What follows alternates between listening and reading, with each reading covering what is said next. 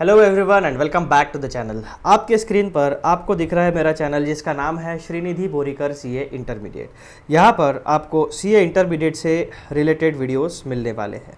तो recent video जो मैंने अपलोड किया है वो है रिगार्डिंग ऑडिट। ठीक है, आपका ग्रुप 2 जो है उसमें ऑडिटिंग एंड एथिक्स नाम का एक आपको सब्जेक्ट है। उसी सब्जेक्ट से रिलेटेड वीडियोस आपको इस चैनल पर मिलने वाले हैं और हमने चैप्टर नंबर 1 की पढ़ाई शुरू कर दी है। चैप्टर नंबर 1 का जो पहला टॉपिक था जो हमने डिस्कस किया है लेक्चर नंबर 1 में, जो है meaning and nature of auditing, वो आपको यहाँ पर दिख रहा है। ठीक है, तो इस तरीके से आपको इस चैनल के बारे में जानकारी मिलती है। आगे बढ़ने से पहले एक छोटी सी रिक्वेस्ट, चैनल को सब्सक्राइब ज़रूर करिए, वीडियोस को लाइक करिए और सीए स्टूडेंट्स तक मेरे वीडियोस को ज़रूर पहुंचाइए। चलो अब हम लोग आगे के वीडियो के बारे में बात करते हैं, यानी आज हम किस टॉपिक के बारे में पढ़ाई करने वाले हैं। तो मित्रों, अभी मैं आपको लेके चलता हूँ आपके ऑडिट के किताब में। इसके पहले वाले वीडियो में जो है हम लोगों ने पढ़ा था आपका topic number 3, meaning and nature of auditing. ये जो आपको स्क्रीन के ऊपर पीडीएफ फाइल का डिजिटल फाइल दिख रही है, this is your chapter number 1। Chapter number 1 का नाम है आपका nature, objective and scope of audit. ठीक है जी, उसमें पिछले वीडियो में हमने ये वाला टॉपिक कंप्लीट कर लिया है। अब हम इसके आगे बढ़ने वाले हैं और अगला टॉपिक हमारा है जिसका नाम है interdisciplinary nature of auditing, relationship with diverse subjects. ठीक है, ये टॉपिक हम इस वीडियो में पढ़ने वाले हैं। अब यहाँ पे आप हेडिंग उसका अच्छे से पढ़ना। क्या लिखा है यहाँ पे? Interdisciplinary nature of auditing, relationship with other diverse subjects. यानी ऑडिट का जो हमारा डिसिप्लिन है, जो ऑडिट का हमारा फील्ड है, ऑडिट का काम करने के लिए हमें ऑडिट के अलावा और बहुत सारी फील्ड्स का नॉलेज होना चाहिए। दैट मीन्स इंटरडिसिप्लिनरी नेचर, यानी ये जो ऑडिट का डिसिप्लिन है, इस ऑडिट के डिसिप्लिन के साथ साथ हमें और कुछ ऐसे डिसिप्लिन्स होते हैं जैसे अकाउंटिंग हो गया, लॉ हो गया, मैथमेटिक्स और इकोनॉमिक्स हो गया, स्टैटिस्टिक्स हो गया। ऐसे कुछ फील्ड्स हैं जिन फील्ड्स का नॉलेज हमें होना ज़रूरी है एज एन ऑडिटर। ठीक है, अब ये तो हमें पता चल गया हेडिंग पढ़ने के बाद कि ऑडिट के साथ साथ और भी कुछ फील्ड्स है जिसका नॉलेज हमें होना ज़रूरी है, और उसी के बारे में हम लोग इस टॉपिक में पढ़ने वाले हैं कि ऑडिट इस डिसिप्लिन का अलग अलग डिसिप्लिन्स के साथ किस तरह का रिलेशनशिप है, कौन से डाइवर्स सब्जेक्ट्स हैं जिसका नॉलेज हमें ऑडिटर बनने के पहले होना चाहिए। ठीक है जी, अब मैं आपको आपकी किताब में ही, दैट मीन्स जो हमारा मॉड्यूल है उसी में एक डायग्राम दिखा देता हूँ, फिर हम अपने नोट्स में आ जाएंगे पढ़ाई करने के लिए। तो आप देख रहे हो कि ये जो ऑडिट है, इस ऑडिट की प्रोसेस को परफॉर्म करने के लिए हमें बहुत सारी अलग अलग फील्ड्स का नॉलेज होना ज़रूरी है। कौन सी फील्ड का नॉलेज हमें, अगर ऑडिट हमें करना है तो हमें अकाउंटिंग का नॉलेज होना ज़रूरी है, हमें रिलेवेंट लॉज का नॉलेज होना ज़रूरी है, कुछ इकोनॉमिक्स की फंडामेंटल कॉन्सेप्ट्स है उसका नॉलेज होना ज़रूरी है, बिहेवियरल साइंस का भी नॉलेज होना ज़रूरी है। क्यों?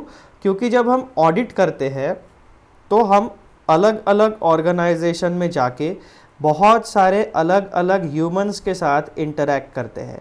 कोई human happy go lucky nature के होते हैं और कोई ह्यूमंस ज़रा कड़वे नेचर के होते हैं। ठीक है, तो हमें ऑडिट के लिए जिस भी इंफॉर्मेशन का एक्सेस चाहिए, उस इंफॉर्मेशन का एक्सेस हमें इन ह्यूमंस से ही मिलने वाला है।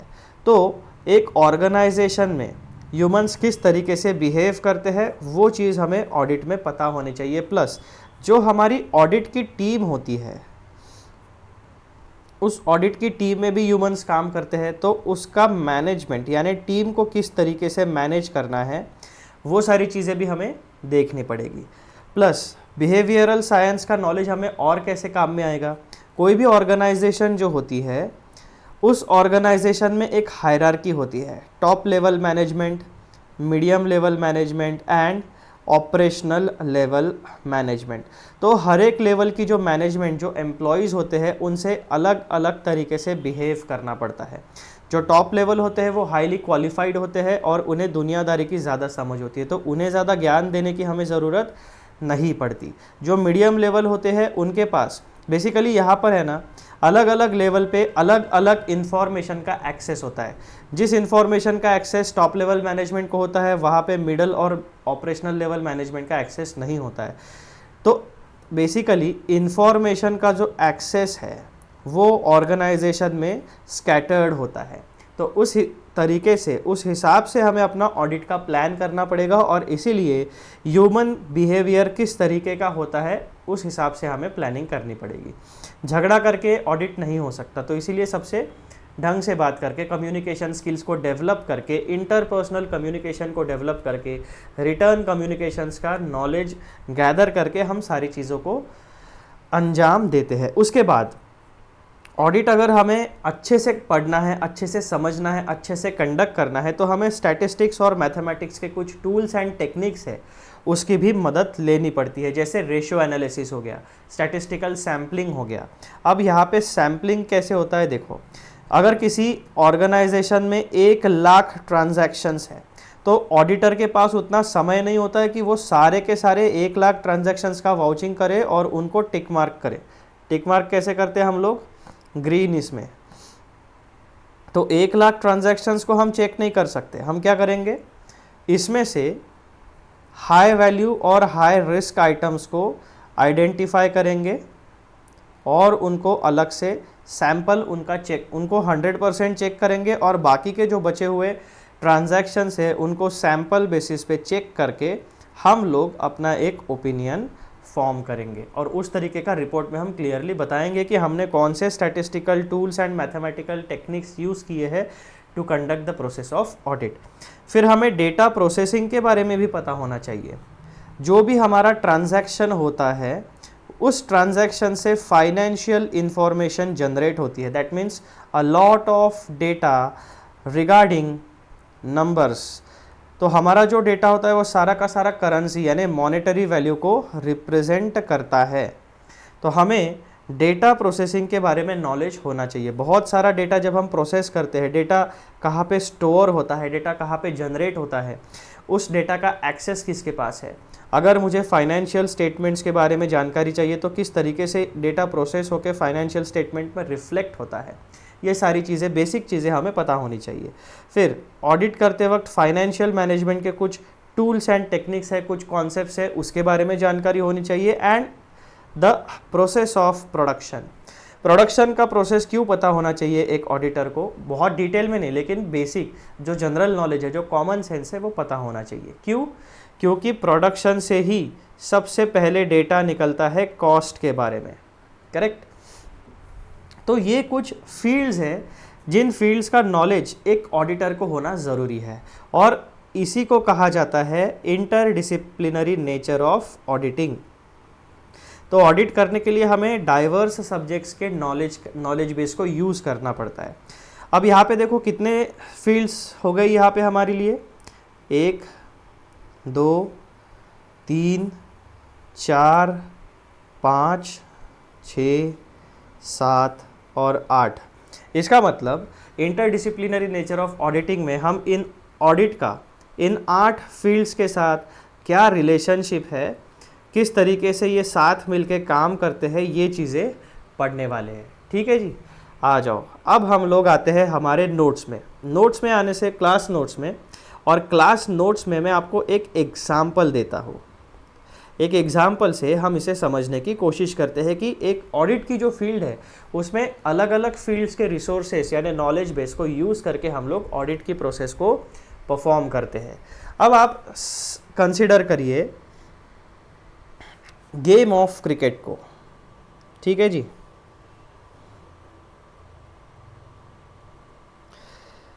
Game of cricket. अब क्रिकेट में क्या क्या यूज़ होता है, तो क्रिकेट में सबसे पहले तो एक पिच होती है, ठीक है। पिच के बाद यहाँ पे क्या होता है, bat and ball, bat ball stumps, ये बेसिक चीज़ें क्रिकेट में आपको चाहिए होती है। फिर क्या होता है, 2 टीम्स होती है कितने भी नंबर हो सकते हैं। अब इंटरनेशनल क्रिकेट में दोनों टीम में 11-11 मेंबर्स खेलते हैं, तो आप लोग यहाँ पे सिर्फ टीम लिख लो, ठीक है। नंबर 4, हमें एक छोटा सा बेसिक सा ग्राउंड चाहिए होता है। और अगर हम इंटरनेशनल क्रिकेट की बात करें तो ब्रॉडकास्टिंग जो होती है उसके लिए जो भी कैमरा टीम है, जो भी प्रोडक्शन टीम है, वो सारे चीज़ों की ज़रूरत होती है। तो यहाँ पे जब आप देखते हो कि जब हम बेसिकली बात तो हम केवल क्रिकेट के गेम की कर रहे हैं, लेकिन जब हम इसको कंपेयर करेंगे एक ऑडिट की फील्ड से, तो हो क्या रहा है यहाँ पे कि ये जो क्रिकेट का गेम है इसमें भी बहुत सारे अलग अलग रिसोर्सेज का यूज़ करके हम लोग क्रिकेट के एक एंटायर गेम को बनाते हैं, ठीक है। अब जैसे ग्राउंड हो गया, तो ग्राउंड में आपको घास उगानी है तो घास के लिए पानी लगेगा, करेक्ट। डे नाइट मैच खेलनी है तो लाइट्स लगेंगे, स्टेडियम में मैच खेलनी है तो इलेक्ट्रिसिटी लगेगी, जनता को बुलाना है तो टिकट बेचना पड़ेगा। तो एक गेम ऑफ क्रिकेट को आपको फंक्शनल बनाने के लिए, उसको मज़ेदार बनाने के लिए बहुत सारे अलग अलग रिसोर्सेज को जमा करके फिर आप इस गेम ऑफ क्रिकेट को खेल सकते हो, एंजॉय कर सकते हो। उसी तरीके से अगर हम बात करें ऑडिट की, तो ऑडिट में भी accounts, law, economics, behavioural science, production, financial management, ऐसे अलग अलग 8 फील्ड से हम अलग अलग रिसोर्सेज, बेसिकली नॉलेज के रिसोर्सेज को जमा करके फिर हम अपना ऑडिट का फंक्शन परफॉर्म करते हैं। तो ये एक बेसिक चीज़ मैंने आपके विजुअलाइजेशन एग्जांपल देके आपको विजुअलाइज कराने की कोशिश की है। अब हम लोग आते हैं हमारे नोट्स में।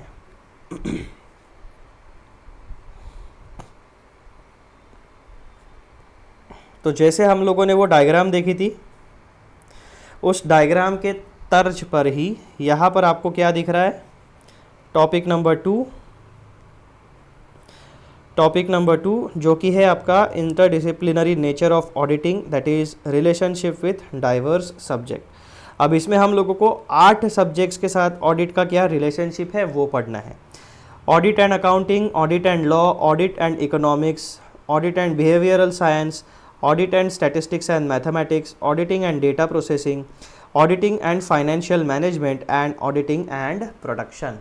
इस तरीके से कुल मिलाकर 8 टॉपिक्स है जिसका रिलेशनशिप हमें ऑडिट से किस तरीके का है वो पढ़ना है। आ जाओ, अब हम लोग आगे बढ़ते हैं और हमारा सबसे पहला वाला टॉपिक चूज़ करते हैं।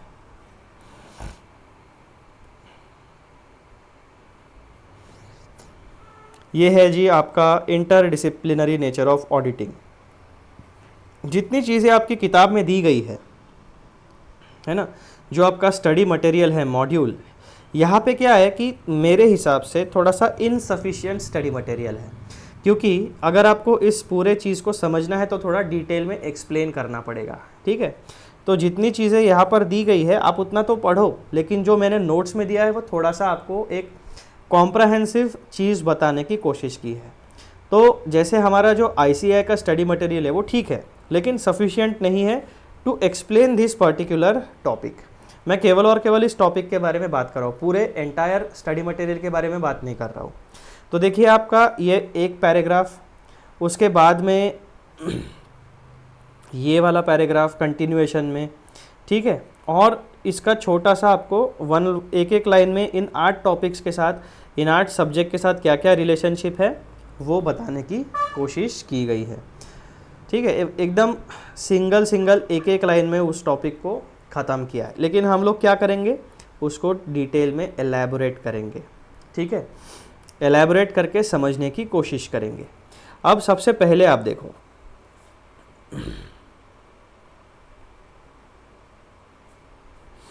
क्या कहते हैं ये लोग यहाँ पे, यहाँ से शुरू कर रहे हैं हम लोग, ठीक है।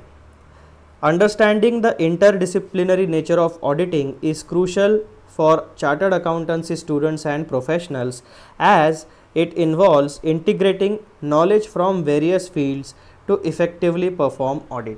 तो जैसा हमने पिछले हमारे स्टडी मटेरियल में इमेज देखी थी, वो डायग्राम देखी थी, तो हम क्या करते हैं इस डायग्राम के अनुसार कि ये जो ऑडिट वाला हमारा फंक्शन है, यहाँ से हम लॉ का नॉलेज, अकाउंटिंग का नॉलेज, इकोनॉमिक्स का नॉलेज, बिहेवियरल साइंस का नॉलेज, स्टैटिस्टिक्स एंड मैथ्स का knowledge, data processing, financial management and production, इन सब का नॉलेज ऑडिट के फील्ड में कंबाइन करते हैं और फिर हम लोग ऑडिट की प्रोसेस को परफॉर्म करते हैं। तो वही चीज़ यहाँ पे हमें सेंटेंस में बताई गई है।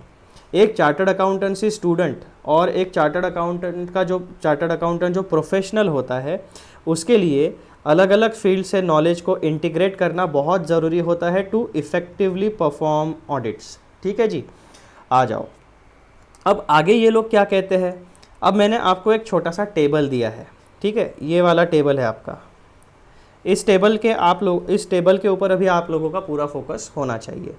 तो यहाँ पे डिसिप्लिन ऑफ ऑडिटिंग के बारे में दो चीज़ें हमें पता करनी है। पहला ये वाला नॉलेज बेस ऑफ ऑडिटिंग, ठीक है, और दूसरा है ये वाला knowledge base of other related fields necessary to conduct the process of audit in an effective and efficient manner. यहाँ पे दो वर्ड आपके लिए इंपॉर्टेंट है, इफेक्टिव एंड एफिशिएंट मैनर, यानी इफेक्टिवनेस भी चाहिए और एफिशिएंसी भी चाहिए to perform the process of audit. अब हम लोग बात करते हैं टॉपिक नंबर 1 की, जिसमें हम डिस्कस करने वाले हैं नॉलेज बेस ऑफ अकाउंटिंग। ये अकाउंटिंग नहीं, auditing. Knowledge base of auditing. Auditing में क्या क्या नॉलेज होता है, किस तरीके की थियरी होती है, उसके बारे में देखो। तो ऑडिट में सबसे पहले होता है theory base of auditing, then standards on auditing होते हैं, उसके बाद होता है standards on internal audit, guidance note and industry specific guidance notes, technical guides, issue based study papers and advisory.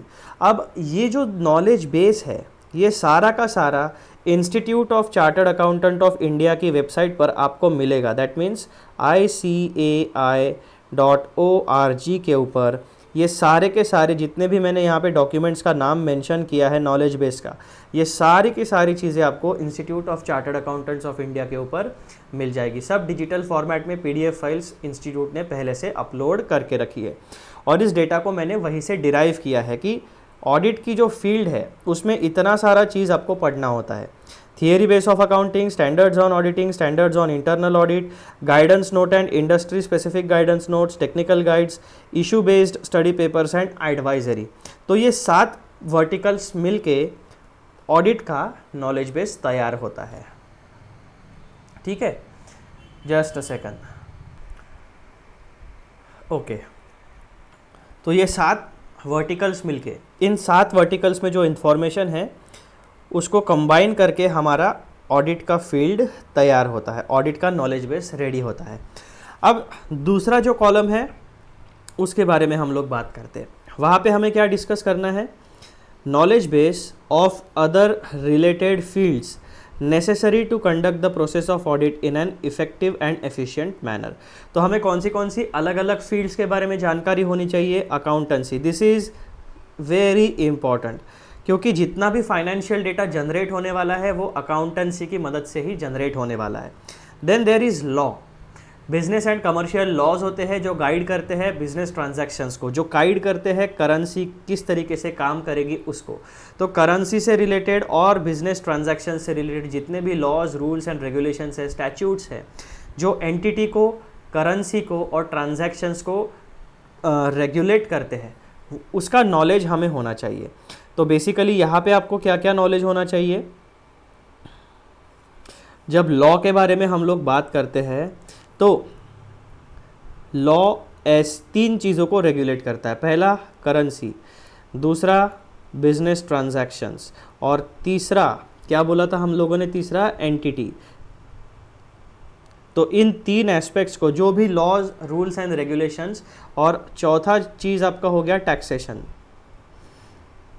इन 4 चीज़ों को जो laws, rules and regulations guide करते हैं, बेसिकली रेगुलेट करते हैं, उनका नॉलेज हमें होना ज़रूरी है, क्योंकि उसका इम्पैक्ट फाइनेंशियल स्टेटमेंट्स के ऊपर आने वाला है।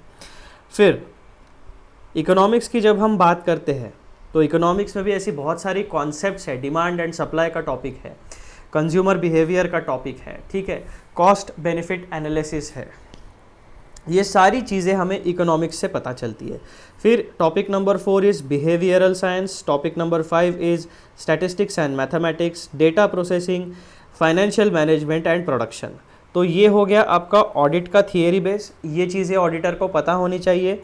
और ये हो गया आपका अदर फील्ड का नॉलेज बेस जो ऑडिटर को पता होना चाहिए। तो बेसिकली यहाँ पे आपको कॉलम नंबर 1 और कॉलम नंबर 2 में एक ऑडिटर के दिमाग में कितना सारा नॉलेज बेस होना चाहिए उसके बारे में एक समरी, एक बर्ड्स आई व्यू आपको मैंने यहाँ पे बता दिया।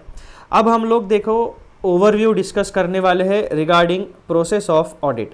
तो ऑडिट का जो प्रोसेस है उसकी डिटेल में डेफिनेशन हमने इसके पहले वाले वीडियो में डिस्कस की थी। ऑडिट क्या है? ऑडिट है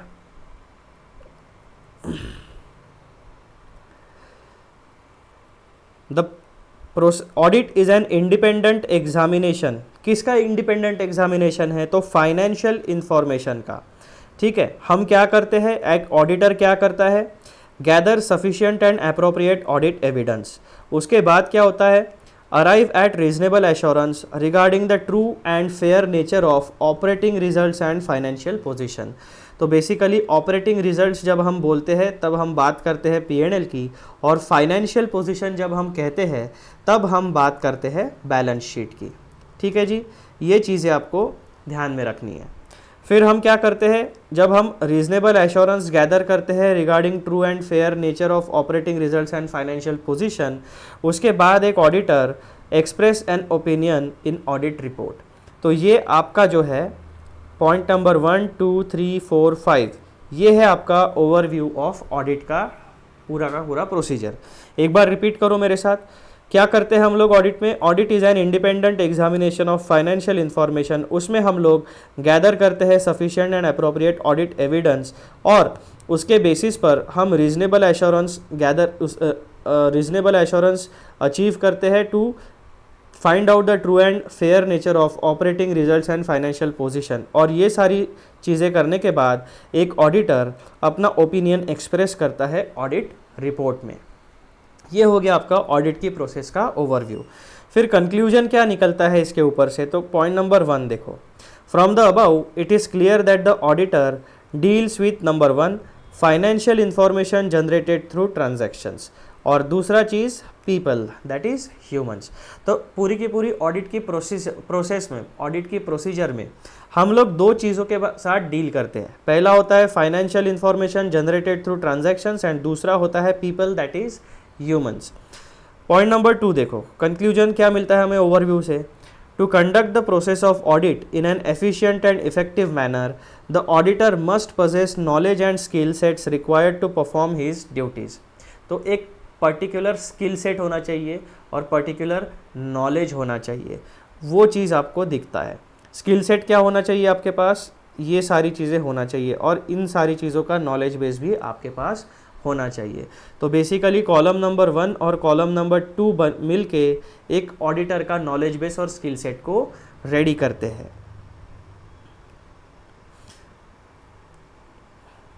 फिर पॉइंट नंबर 3 में और क्या चीज़ें बताते हैं?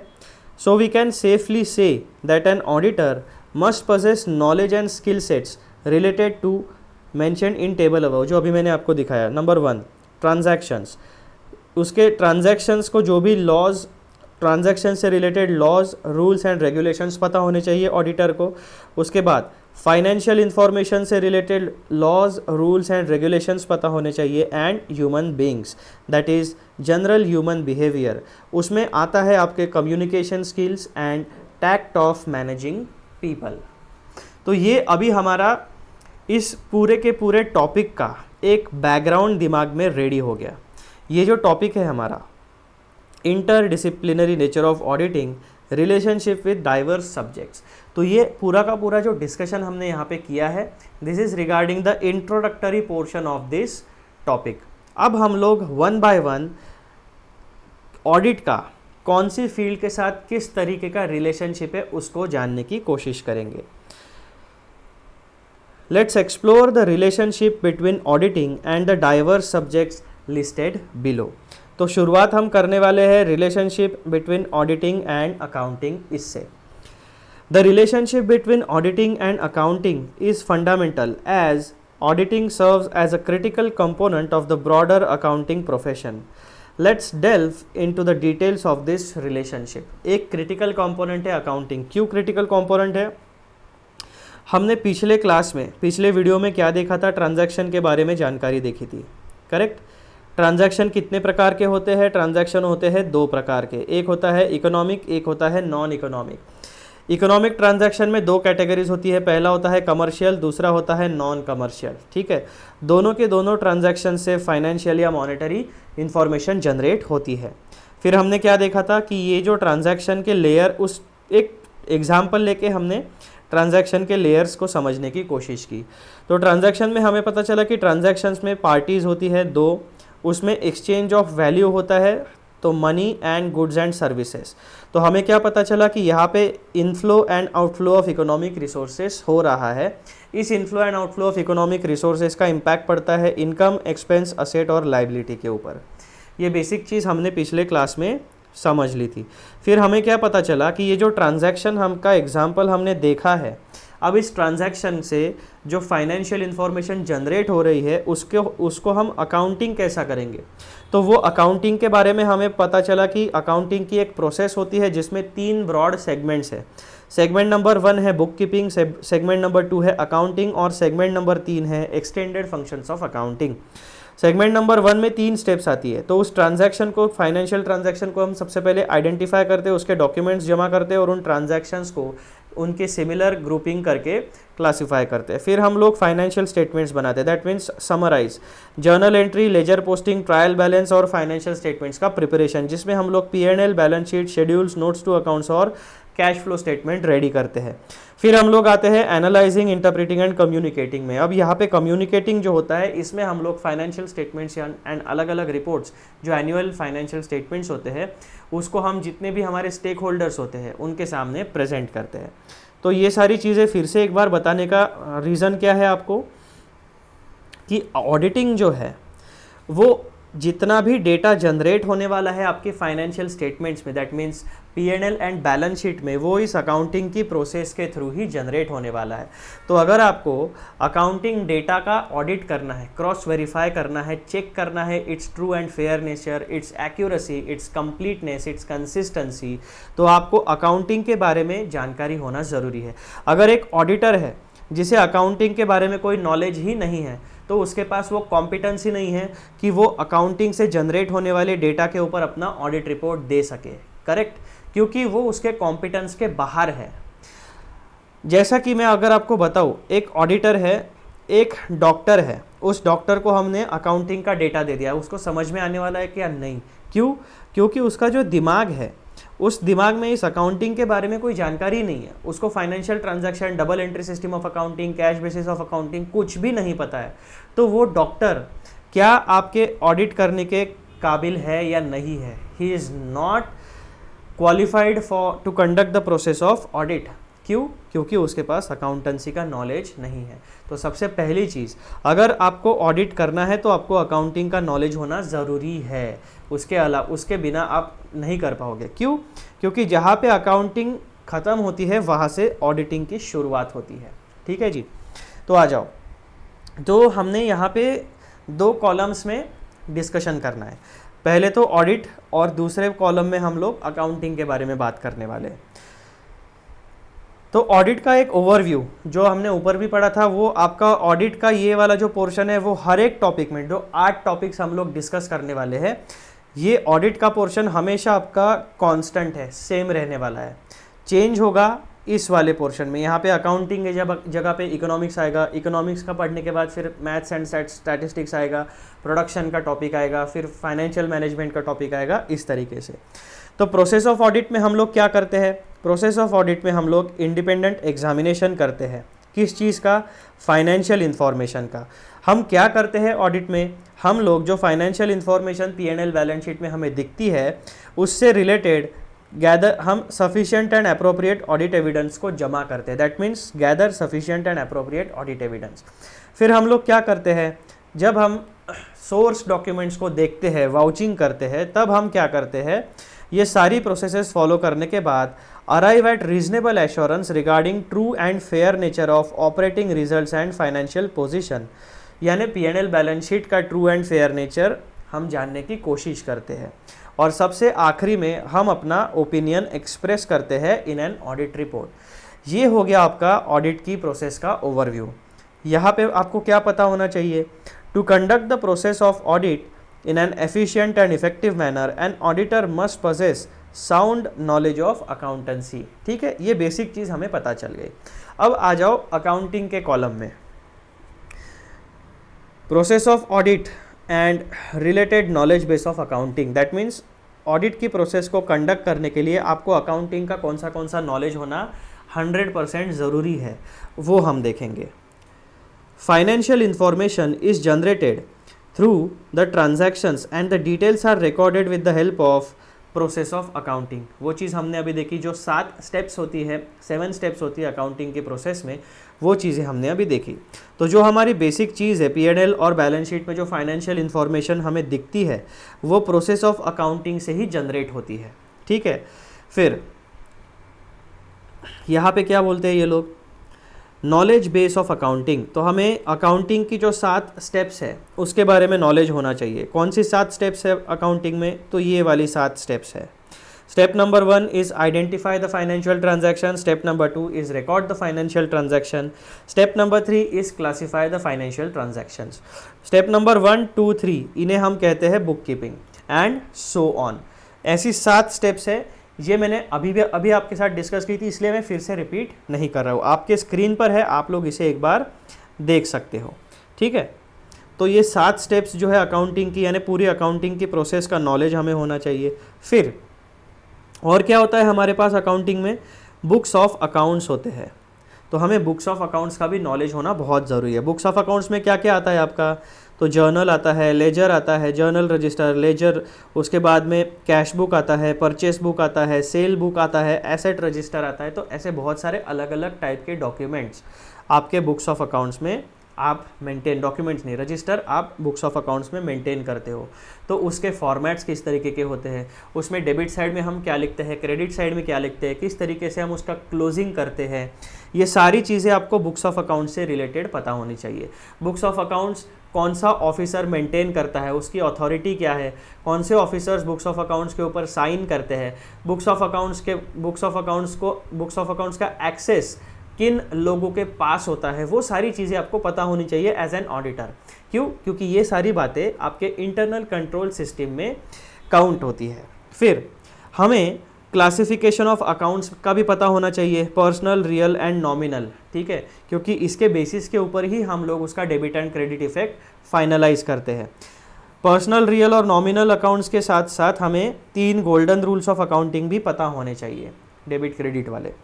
फिर पॉइंट नंबर 4 में हमें क्या पता होना चाहिए? Classification of transaction.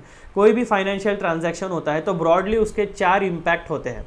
कौन से? या तो आपकी इनकम जनरेट होगी, या तो आपके एक्सपेंसेस जनरेट होंगे, या तो आपकी एसेट जनरेट होगी, या तो आपकी लाइबिलिटी जनरेट होगी।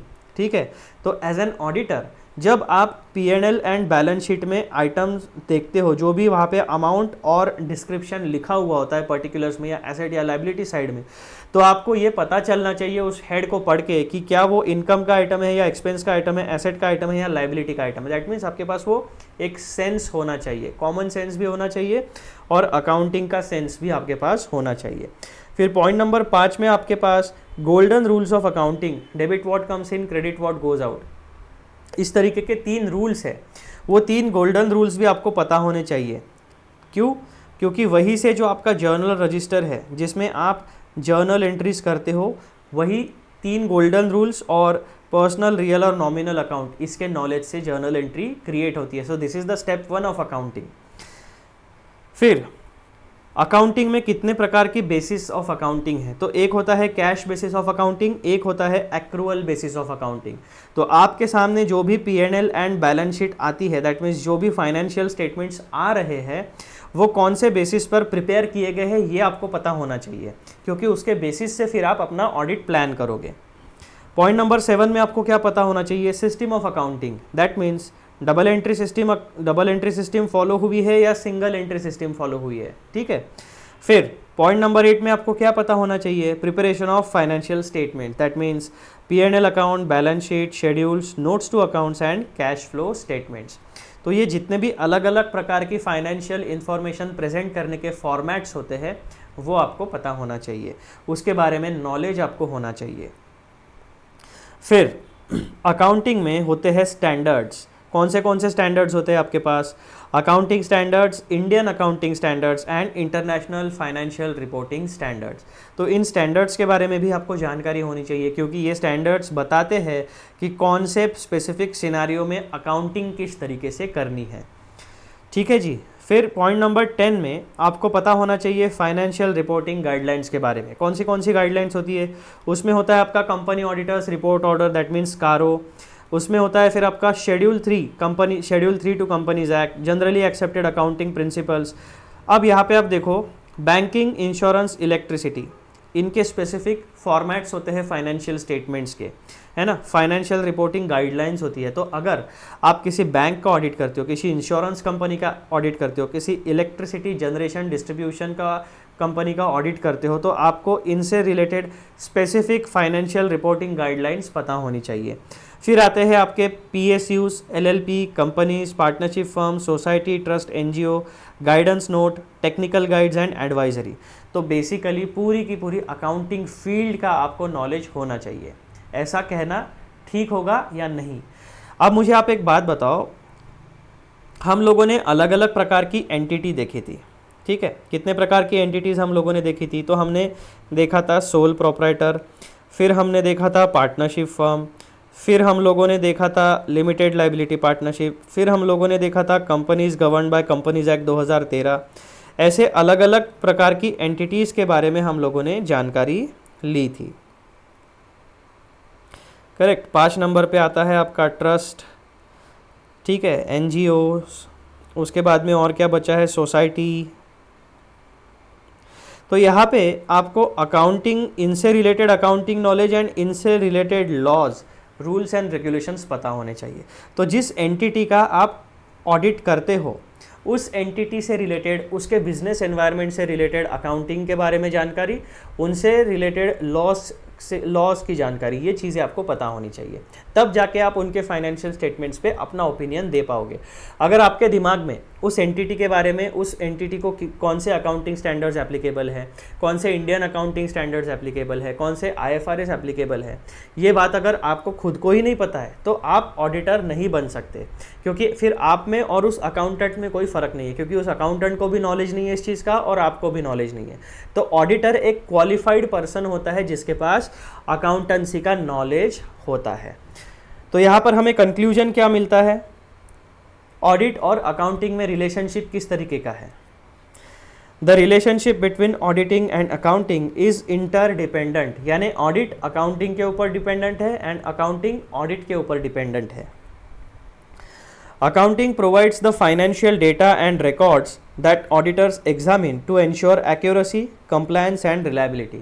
तो एक ऑडिटर जब भी फाइनेंशियल स्टेटमेंट्स का ऑडिट करता है तब वो 3 चीज़ें देखता है। क्या एक्यूरेसी है या नहीं इन्फॉर्मेशन में, सारे कंप्लायंसेस हुए हैं या नहीं, और रिलायबिलिटी है या नहीं। ये रिलायबिलिटी हमें कहाँ से पता चलती है? ये रिलायबिलिटी हमें पता चलती है रीजनेबल एश्योरेंस से। रीजनेबल एश्योरेंस हमें कहाँ से मिलता है? रीजनेबल एश्योरेंस हमें मिलता है sufficient and appropriate audit evidence को गैदर करने के बाद। यानी जो हमारे ऑडिट वर्किंग पेपर्स होते हैं वो धीरे धीरे बनते जाते हैं। जैसे जैसे ऑडिट वर्किंग पेपर्स और ऑडिट एविडेंस हमें मिलते जाता है, उस हिसाब से ऑडिटर अपना ओपिनियन शेप करते जाता है। और फाइनली जब ऑडिट की प्रोसेस कंक्लूड होती है, तब audit evidence, audit working papers और ऑडिटर के ऑब्जर्वेशन और उसका प्रोफेशनल जजमेंट, इसके बेसिस के ऊपर वो एक रिपोर्ट ड्राफ्ट करता है। उस ऑडिट रिपोर्ट में वो अपना ओपिनियन प्रेजेंट करता है। ठीक है जी, ये बात आपकी पॉइंट नंबर 1 में पता चल गई। अब पॉइंट नंबर 2 देखो। Audit in turn validates and verifies the financial information, providing assurance to stakeholders on its credibility and adherence to accounting standards. तो ऑडिट की प्रोसेस किस तरीके से डिपेंडेंट है अकाउंटिंग के ऊपर, ये आपको पॉइंट नंबर 1 में पता चलता है। पॉइंट नंबर 2 में आपको पता चलता है कि अकाउंटिंग किस तरीके से डिपेंडेंट है ऑडिटिंग के ऊपर। तो जब भी ऑडिटेड फाइनेंशियल स्टेटमेंट्स आप देते हो तो स्टेक होल्डर्स को एक कॉन्फिडेंस आता है, स्टेक होल्डर्स के दिमाग में, उनके मन में एक क्रेडिबिलिटी तैयार होती है रिगार्डिंग और अकाउंटिंग डेटा, कि जो भी फाइनेंशियल स्टेटमेंट्स किसी मैनेजमेंट ने बनाए हैं, किसी अकाउंटिंग डिपार्टमेंट ने बनाए हैं, वो क्रेडिबल है या नहीं। तो बेसिकली ऑडिटिंग अकाउंटिंग डेटा को वैलिडिटी एंड क्रेडिबिलिटी प्रोवाइड करता है, और अकाउंटिंग की जो फील्ड है वो ऑडिटिंग में फाइनेंशियल डेटा को प्रोवाइड करती है to cross verify and cross check. अब पॉइंट नंबर 3 क्या कहता है? Essentially auditing relies on accounting as its foundation ensuring transparency and accountability in financial reporting. इस तरीके से आपका पूरा का पूरा topic relating to relationship between auditing and accounting समाप्त होता है। समझ में आ गया बच्चों आप लोगों को?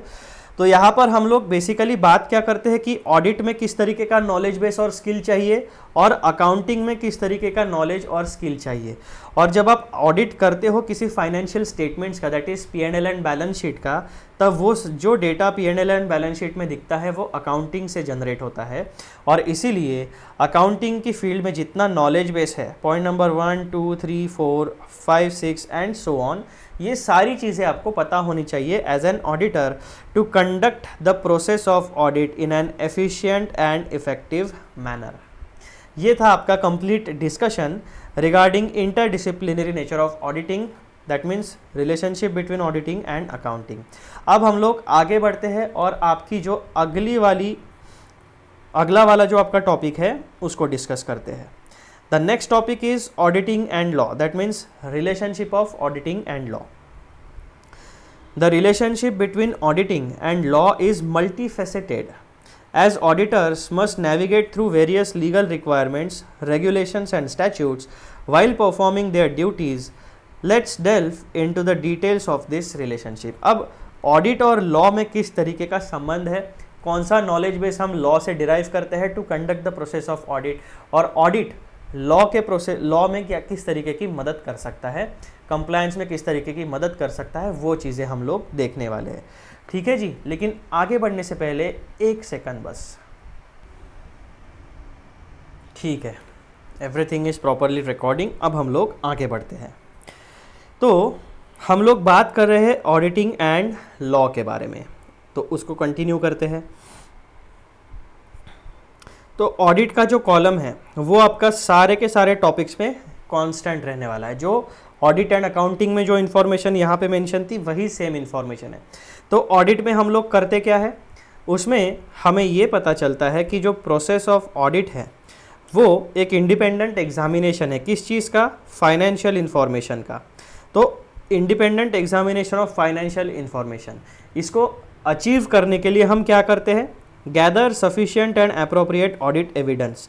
इससे हमें क्या मदद मिलती है?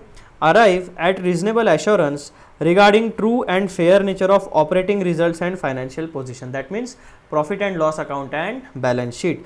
और ये 4 स्टेप्स को फॉलो करने के बाद आखिरी में हम अपनी ऑडिट प्रोसेस को कंक्लूड करते हैं और express an opinion in audit report. तो ये 5 स्टेप्स मिला के आपकी प्रोसेस ऑफ ऑडिट पूरी होती है। अब इसके बाद ये जो ऑडिट की जो प्रोसेस है इसको पूरा करने के लिए आपके पास एक बेसिक नॉलेज होना चाहिए। वो नॉलेज क्या है? To conduct the process of audit in an efficient and effective manner, an auditor must possess sound knowledge of relevant laws, rules and regulations. ठीक है, ये बेसिक चीज़ आपके पास पता होनी चाहिए। अब ऑडिट से related knowledge base of law, यानी लॉ में कौन सा नॉलेज बेस है जिसकी मदद हमें ऑडिट में होने वाली है, उसके बारे में जानकारी। Financial information is generated through transactions and to ensure legality, transparency and ethical requirements, these transactions are governed by laws, rules and regulations. 3 aspects इसमें यहाँ बताए जा रहे हैं relating to law and financial transaction. Financial transaction generates financial information, जिसकी जो हम accounting की मदद से रिकॉर्ड करते हैं, लेकिन फाइनेंशियल ट्रांजैक्शन लीगल होना चाहिए, ट्रांसपेरेंसी होनी चाहिए उसमें, और एथिकल होने चाहिए। वो क्रिमिनल एक्टिविटी नहीं होनी चाहिए, इलीगल एक्टिविटी नहीं होनी चाहिए, और उससे हमारे देश का नुकसान नहीं होना चाहिए। That means it should not be against our national interest. तो इसकी वजह से जो भी फाइनेंशियल ट्रांजैक्शंस है उसको गवर्न किया जाता है लॉज, रूल्स एंड रेगुलेशंस की मदद से। ठीक है जी, तो किस तरीके का इक्वेशन यहाँ पे बनता है? तो यहाँ पे देखो इक्वेशन आपको छोटा सा मैंने दिया है समझने के लिए। तो आपके पास है financial transaction plus entity, that means legal status या नेचर किस तरीके का है, उससे डिसाइड होगा आपका govern by relevant laws rules and regulations, यानी आप किस तरीके के फाइनेंशियल ट्रांजैक्शंस में इन्वॉल्व होते हो और आपके एंटिटी का लीगल स्टेटस क्या है, सोल प्रोप्राइटरशिप है, पार्टनरशिप है, कंपनी है, बैंकिंग कंपनी है, इंश्योरेंस कंपनी है, इलेक्ट्रिसिटी कंपनी है। तो आपकी एंटिटी का बिजनेस एनवायरनमेंट क्या है, कौन से प्रकार के ट्रांजैक्शन करते हैं और एंटिटी का लीगल स्टेटस क्या है।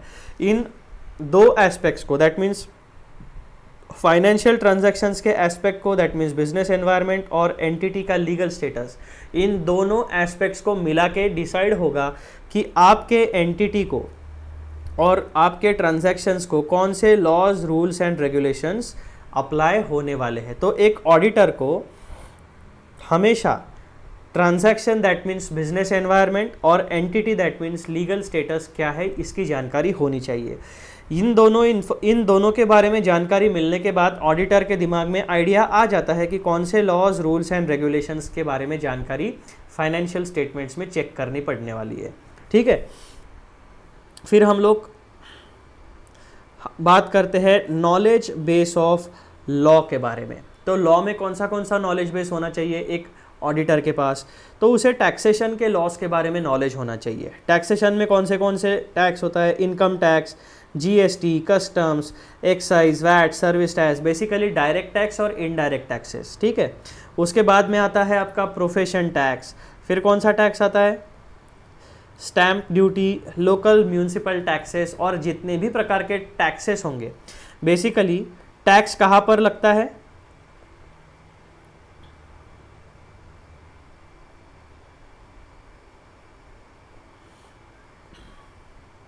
टैक्स लगता है आपके ट्रांजैक्शन पर, फाइनेंशियल ट्रांजैक्शन पर। इसीलिए सबसे पहले मैंने यहाँ पे ये चीज़ की, जिस तरीके का फाइनेंशियल ट्रांजैक्शन आप इनिशिएट करते हो उस तरीके का टैक्स आपको लगेगा। जैसे इनकम टैक्स में आपका 5 सोर्सेस ऑफ इनकम है, salary, income from business and profession, house property, interest and other income. ठीक है, और कैपिटल गेन्स, ये 5 तरीके के टैक्सेस आपके होते हैं। तो विद इन इनकम टैक्स आप किस तरीके का ट्रांजैक्शन करते हो उस तरीके के टैक्स के प्रोविजंस आपको अप्लाई होने वाले।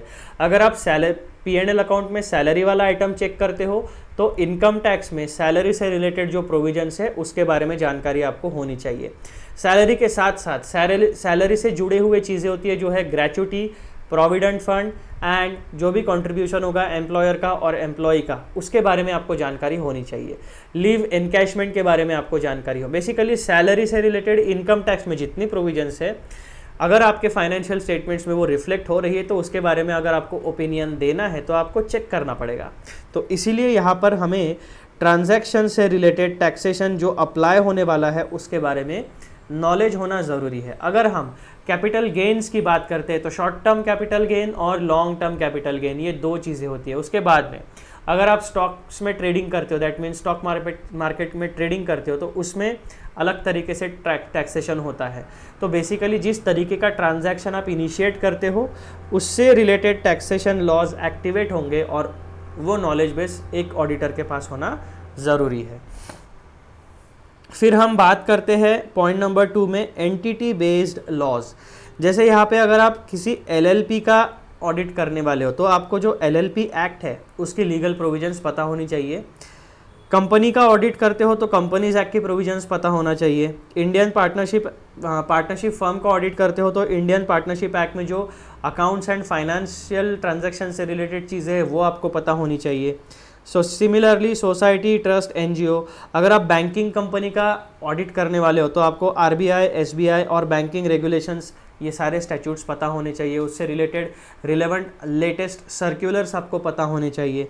फिर इंश्योरेंस, इलेक्ट्रिसिटी, PSUs। तो बेसिकली किस तरह की एंटिटी का ऑडिट आप करते हो, उस एंटिटी को कौन से तरीके के लॉज एंड रेगुलेशंस अप्लाई करते हैं वो एक ऑडिटर को पता होना चाहिए।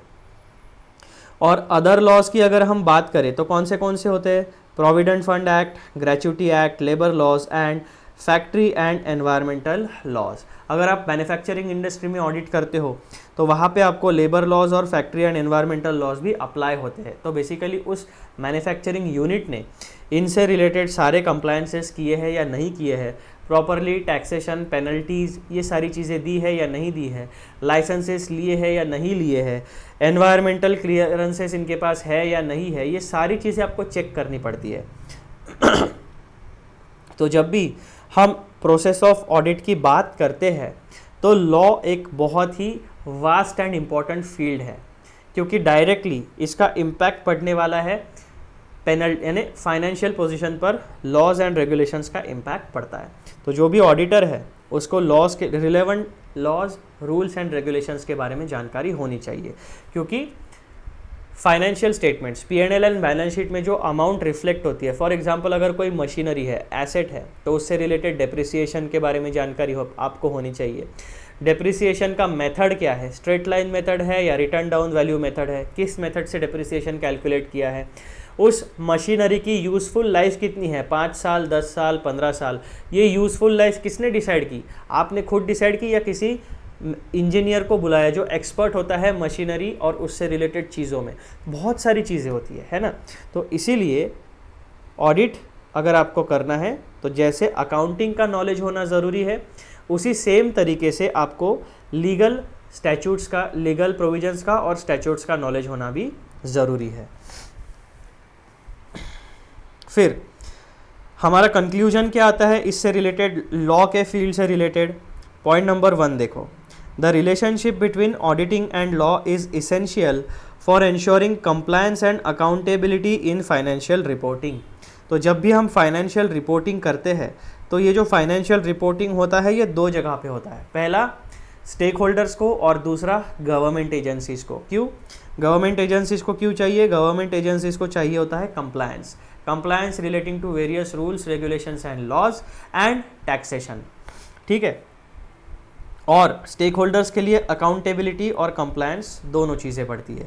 तो जैसे ही आप लॉ का नॉलेज अगर आपको मिलता है तो कंप्लायंस और अकाउंटेबिलिटी ये 2 क्वालिटीज़ आपके पास आ जाती है regarding financial reporting. Point number 2 देखो, auditors operate with in a legal framework established by law, regulations and standards which dictate there responsibilities, procedures and ethical requirements. तो जो हमारे प्यारे ऑडिटर्स होते हैं, जैसे कि आप लोग भविष्य में जाके जब सीए की एग्ज़ाम्स क्वालिफाई करोगे, आर्टिकलशिप शुरू होगी, आर्टिकलशिप शुरू होने के बाद सीए बन जाओगे, तो आर्टिकलशिप के दौरान और सीए बनने के बाद भी आप ऑडिट करने वाले हो। तो ये जो ऑडिट है ये भी गवर्न होता है लॉज, रेगुलेशंस एंड स्टैंडर्ड्स से, जो हमारी responsibilities, procedures and ethical requirements को फिक्स करता है। तो ये केवल और केवल अकाउंटिंग डिपार्टमेंट की जिम्मेदारी नहीं होती। जब ऑडिट करते हैं तो ऑडिटर की भी कुछ रिस्पॉन्सिबिलिटीज़ होती है, कुछ स्पेसिफिक प्रोसीजर्स फॉलो करनी होती है और कुछ एथिकल रिक्वायरमेंट्स फॉलो करनी होती है। ये सारी चीज़ें भी लॉ में बताई जाती है। फिर पॉइंट नंबर 3 क्या होता है, auditors assess and organizations adherence to legal requirements and evaluate the impact of laws and regulations on financial statements। हम लोग क्या करने वाले ऑडिट में, अभी पूरा का पूरा हमारा जो डिस्कशन है वो सारा का सारा डिस्कशन फोकस्ड है फाइनेंशियल ऑडिट के ऊपर। फाइनेंशियल ऑडिट भी profit and loss account, balance sheet, that means financial statements के ऑडिट के बारे में हम लोग डिस्कस कर रहे हैं। अदर किसी भी कॉस्टिंग रिकॉर्ड्स या मैनेजमेंट रिकॉर्ड्स इसके बारे में हम बात नहीं करें। हम पूरा का पूरा फोकस फाइनेंशियल ऑडिटिंग के ऊपर रखते हैं, जिसमें इंक्लूड होते हैं फाइनेंशियल स्टेटमेंट्स। तो auditor assess an organisation's adherence to legal requirements and evaluate impact of laws and regulations on financial statements. तो जो भी हमारा P&L एंड बैलेंस शीट है उस पर relevant laws, rules and regulations का क्या इम्पैक्ट होता है वो एक ऑडिटर को पता चलना चाहिए। तभी पता चलेगा जब उसके पास relevant laws, rules and regulations का नॉलेज बेस होगा। फिर पॉइंट नंबर 4 में क्या कहते हैं ये लोग, conversely legal statutes provides auditors with guidelines and benchmarks for conducting audits and addressing legal issues that may arise during the audit process। तो हमारे भी स्टैंडर्ड्स ऑन ऑडिटिंग होते हैं, उसके हिसाब से हमें सारी की सारी प्रोसेस करनी पड़ती है। पॉइंट नंबर आखिरी वाला पॉइंट क्या है, ultimately auditing and law work hand in hand to uphold transparency, integrity and trust in financial reporting practices. ठीक है, तो जो भी हमारी फाइनेंशियल रिपोर्टिंग प्रैक्टिसेस है उसमें हमें क्या चाहिए, ट्रांसपेरेंसी, इंटेग्रिटी एंड ट्रस्ट। ये 3 चीज़ें हमें फाइनेंशियल रिपोर्टिंग यानी P&L एंड बैलेंस शीट में चाहिए होती है। तो इस तरीके से ऑडिट और लॉ एक दूसरे के साथ साथ काम करते हैं। तो जो अगर आपको अच्छा ऑडिटर बनना है तो आपको अपनी फील्ड चूज़ करनी पड़ेगी। उस फील्ड में जितने भी प्रॉपर लॉज है, रूल्स है, रेगुलेशंस है जो आपके फाइनेंशियल स्टेटमेंट्स पे इम्पैक्ट करते हैं, उन relevant laws and rules and regulations का नॉलेज आपके पास होना चाहिए एज एन ऑडिटर। ठीक है जी, तो ये था हमारा discussion regarding audit and law. अब तीसरे टॉपिक में हम लोग डिस्कस करने वाले हैं relationship of auditing and economics. The relationship between auditing and economics is significant.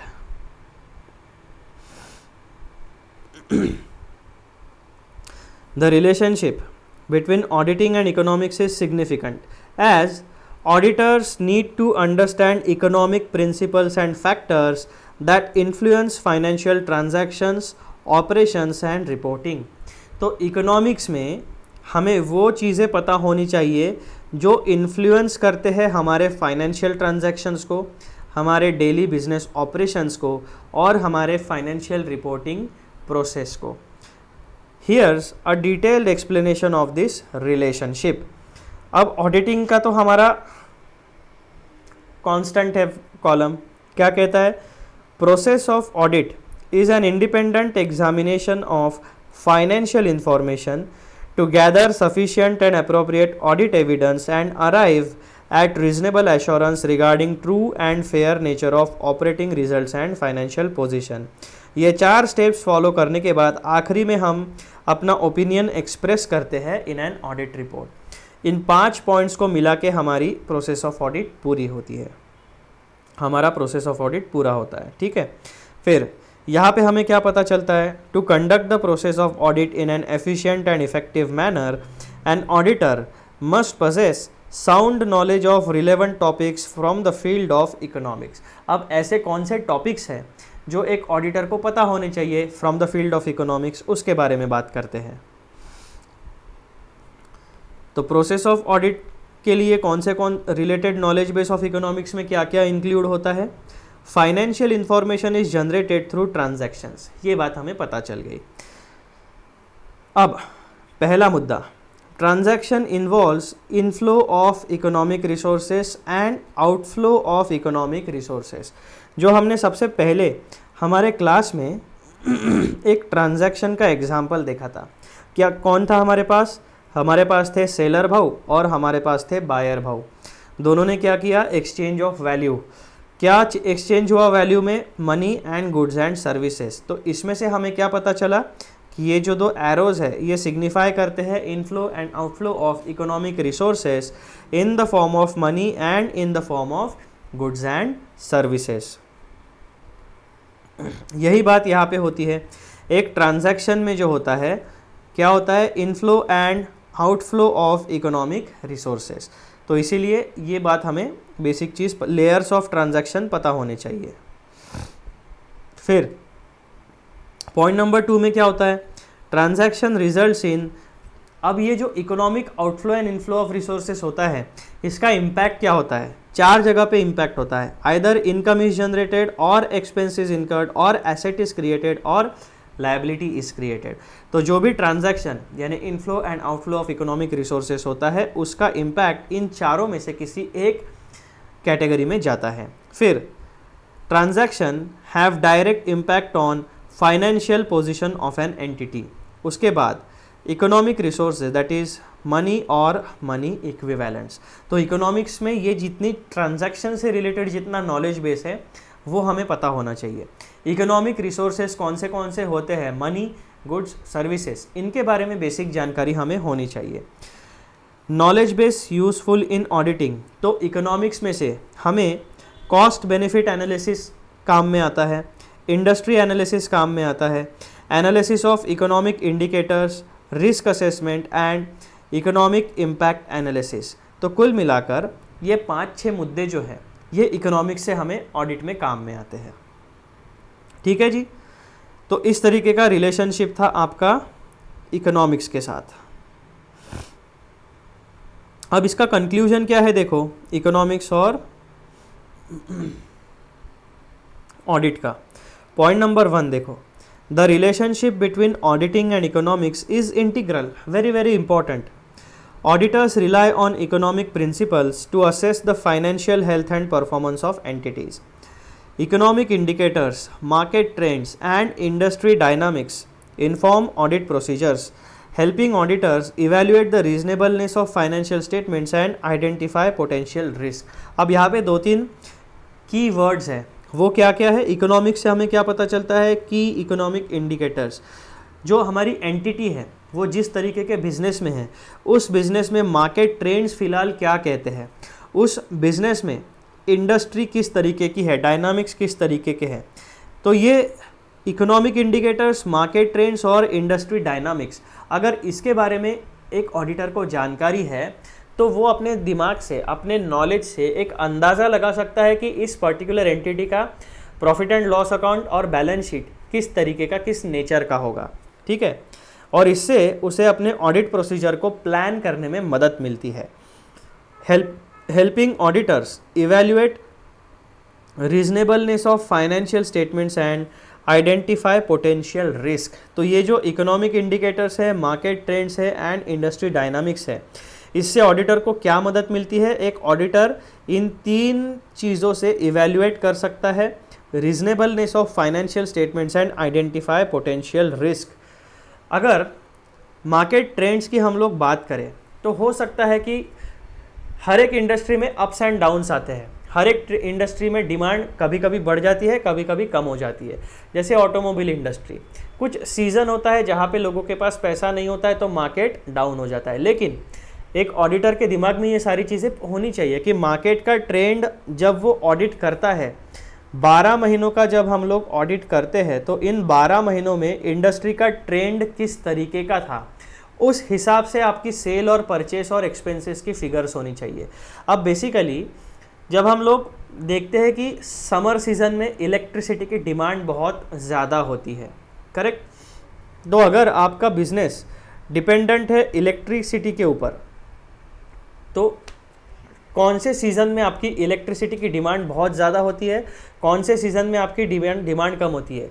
जैसे कि अगर आपका कोई सीजनल प्रोडक्ट है, जैसे रेनकोट बनाने वाले कंपनी, छाता बनाने वाले कंपनी, अम्ब्रेला, यानी रेनी सीज़न से रिलेटेड प्रोडक्ट बनाने वाली अगर कंपनी है तो उसका 12 महीनों में केवल कुछ पर्टिकुलर सीज़न में डिमांड होगी, उस पर्टिकुलर सीज़न में मैन्युफैक्चरिंग बहुत ज़्यादा होगा, उस पर्टिकुलर सीज़न में आपका रॉ मटेरियल का परचेज ज़्यादा होगा। तब आपको ये पता होना चाहिए कि मार्केट ट्रेंड, यानी मार्केट में कब प्रोडक्ट की डिमांड होती है, कब सर्विस की डिमांड होती है। तो ऑडिटर ये पता लगा सकता है कि जो फाइनेंशियल स्टेटमेंट्स में सेल, परचेस और एक्सपेंसेस के फिगर्स है या बैलेंस शीट में जो एसेट और लायबिलिटी दिखती है वो मार्केट ट्रेंड से मेल खाती है या नहीं खाती है। अगर मार्केट ट्रेंड दिखा रहा है आपको मार्केट डाउन है लेकिन आपका सेल बहुत दिखा रहा है तो एक अनयूजुअल थिंग है, क्योंकि सारा का सारा मार्केट डाउन है और केवल एक ही आपकी ऑर्गेनाइजेशन है जिसका आप ऑडिट करते हो, उसके सेल एकदम छप्पर फाड़ दिख रहे हैं, कुछ ना कुछ पोटेंशियल रिस्क है।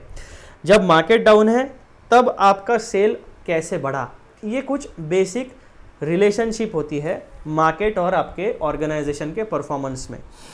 तो in economic indicators, market trends and industry dynamics, इससे इकोनॉमिक्स का अगर एक ऑडिटर को नॉलेज हो तो ऑडिट की प्रोसेस और बेहतर तरीके से वो कंडक्ट करा सकता है। पॉइंट नंबर 2 क्या कहता है, conversely auditing provides assurance on the accuracy and reliability of financial information. Auditing क्या करता है, एक प्रकार का एश्योरेंस देता है, किससे related, accuracy and reliability of financial information से related, contributing to informed economic decision making by stakeholders. Thus, auditing and economics intersect to ensure transparency, accountability and trust in financial reporting practices. तो जब audit and economics के दोनों के knowledge base मिल जाते हैं तब हमें रिजल्ट क्या मिलता है, ट्रांसपेरेंसी, अकाउंटेबिलिटी एंड ट्रस्ट। ये 3 क्वालिटीज़ हमें मिलती है फाइनेंशियल रिपोर्टिंग प्रैक्टिसेस में। ठीक है जी, ये था आपका discussion regarding relationship of audit with economics. अब हमारा नेक्स्ट टॉपिक आता है टॉपिक नंबर 2.4 जो है relationship of audit and behavioural science. आ जाओ। The relationship between auditing and behavioral science is crucial as auditors must understand human behavior, decision making processes and organizational dynamics to effectively perform audits. Here's a detailed explanation of this relationship. अब इस introduction में 3 important terms use हुई है। कौन सी? Human behaviour, decision making process and organisational dynamics. तो ये जो बिहेवियरल साइंस वाला सब्जेक्ट है इसमें से human behaviour, decision making process and organisational dynamics, ये 3 वर्टिकल्स का नॉलेज हमें होना ज़रूरी है। अब ऑडिट जो है वो हमारा कांस्टेंट है। प्रोसेस ऑफ ऑडिट में क्या होता है? Independent examination of financial information. ये करने के लिए हम गैदर करते हैं sufficient and appropriate audit evidence. उसके बाद हम अराइव होते हैं रीजनेबल एश्योरेंस पर regarding true and fair nature of operating results and financial position. और आखिरी में हम लोग अपना ओपिनियन देते हैं ऑडिट रिपोर्ट में। तो कुल मिलाकर ये 5 मुद्दे, जब ये 5 स्टेप्स हम फॉलो करते हैं तब हमारी प्रोसेस ऑफ ऑडिट कंडक्ट होती है। अब इनका क्या कहना है कि ये प्रोसेस ऑफ ऑडिट आपको कंडक्ट करने के लिए To conduct the process of audit in an efficient and effective manner, an auditor must possess sound knowledge of relevant topics from the field of behavioral science. तो हमें introduction में 3 relevant topics कौन से दिखे थे? Human behaviour, decision making and organisational dynamics. ठीक है, अब देखो ये जो प्रोसेस ऑफ ऑडिट है इससे related knowledge base of behavioural science में क्या क्या चीज़ें इंक्लूड होती है? तो financial information is generated through financial transaction. This is the basic core statement. Transaction means what? Interaction between humans recorded by accountants also humans. यानी एक financial transaction जब होता है तब हमारी जो पार्टीज होती है वो जनरली ह्यूमंस होती है। ये बेसिक चीज़ आपको ट्रांजैक्शन के बारे में पता चल गई। ठीक है, अब आगे क्या होता है? नॉलेज बेस देखो। Auditor have to deal with 2 लोगों के साथ। जब एक ऑडिटर किसी ऑर्गेनाइजेशन का ऑडिट करने के लिए जाता है, फाइनेंशियल ऑडिट करने के लिए जाता है, तो उसे 2 तरीके के लोगों के साथ बात करनी पड़ती है। पहले होते हैं एम्प्लॉयज़ विच इज़, और दूसरे होते हैं मैनेजमेंट। ठीक है, तो मैनेजमेंट का काम क्या होता है? 2 लोग होते हैं, पहला एम्प्लॉय और दूसरा होता है मैनेजमेंट। तो मैनेजमेंट जो है उसका काम क्या होता है? Setting up of vision, mission and objective, policies and road map for entire organisation. तो मैनेजमेंट पूरे के पूरे ऑर्गेनाइजेशन के लिए सोचती है और डिसीजन लेती है। और दूसरे होते हैं हमारे एम्प्लॉयज़। ये एम्प्लॉयज़ क्या करते हैं? जो vision, mission, objectives and policies and road map management ने डिज़ाइन किया है, फाइनलाइज किया है, उसको ये एम्प्लॉयज़ एग्जीक्यूट करते हैं। एम्प्लॉयज़ में कौन कौन होता है? Accountants, staff, assistants and trainees. इनके साथ आप लोगों को एज एन ऑडिटर इंटरैक्ट करना पड़ता है। मैनेजमेंट में कौन कौन होता है? मैनेजमेंट में आपका होता है top level management, middle level management and operational level management. 3 levels पे आपकी मैनेजमेंट होती है। टॉप लेवल में कौन होता है? CEO, CFO एक्सेट्रा, एकदम टॉप लेवल के लोग। मिडल लेवल पे कौन कौन होता है? Regional managers, factory managers, general managers, इस तरीके मैनेजरियल पर्सोनल। ऑपरेशनल लेवल पे कौन कौन होता है? Floor managers, team leaders, process handlers. ठीक है, तो जब भी आप ऑडिट करते हो प्रॉफिट एंड लॉस अकाउंट का एंड फाइनेंशियल स्टेटमेंट का, तो आपको इतने अलग अलग लोगों के साथ इंटरेक्शन करना पड़ता है to get access of information, है ना। तो इसीलिए आपके पास कम्युनिकेशन स्किल्स होनी चाहिए। ह्यूमंस का बिहेवियर किस तरीके का होता है वो आपको पता होना चाहिए। एम्प्लॉय के साथ कैसी बात करनी है, टॉप लेवल मैनेजमेंट के साथ कैसे बात करनी है, कैसा बिहेव करना है, मिडिल लेवल मैनेजमेंट के साथ किस तरीके से बात करनी है, किस तरीके से बिहेवियर रखना है, और ऑपरेशनल लेवल मैनेजमेंट के साथ किस तरीके का बिहेवियर रखना है। ये सारी चीज़ें, इसको कहते हैं लोक रीति। ये लोक रीति आपको पता होनी चाहिए कि किस व्यक्ति के साथ कौन से सिचुएशन में किस तरीके से अगर हम बिहेव करें तो हमारा जो ऑब्जेक्टिव है, हमारा जो मोटिव है वो फुलफिल हो जाएगा। अब यहाँ पे ऑडिटर का मोटिव क्या होता है? to get access and explanation regarding financial information. अब यहाँ पे देखो ऑब्जेक्टिव्स ऑफ ऑडिटर क्या होता है. Point number 1, access to financial records. Point number 2, gather sufficient and appropriate audit evidence. Point number 3, express opinion on audit report. Point number 4, conduct audit in timely manner. ये 4 basic objectives एक auditor के होते हैं. To achieve these objectives, यानी ये 4 basic objectives अगर achieve करने हैं, auditor must possess sound communication and interaction skills. An auditor must be aware of culture, psychology and behavioral patterns of humans. तो ये बेसिक चीज़ आपको इस फील्ड से पता होनी चाहिए. बिहेवियरल साइंस का जो नॉलेज बेस है वो ये सारा नॉलेज बेस है जो आपके ऑडिट की प्रोसेस में काम में आने वाला है. अब इसका कंक्लूजन क्या है देखो. The relationship between auditing and behavioural science is pivotal. बहुत गजब शब्द यूज होते हैं.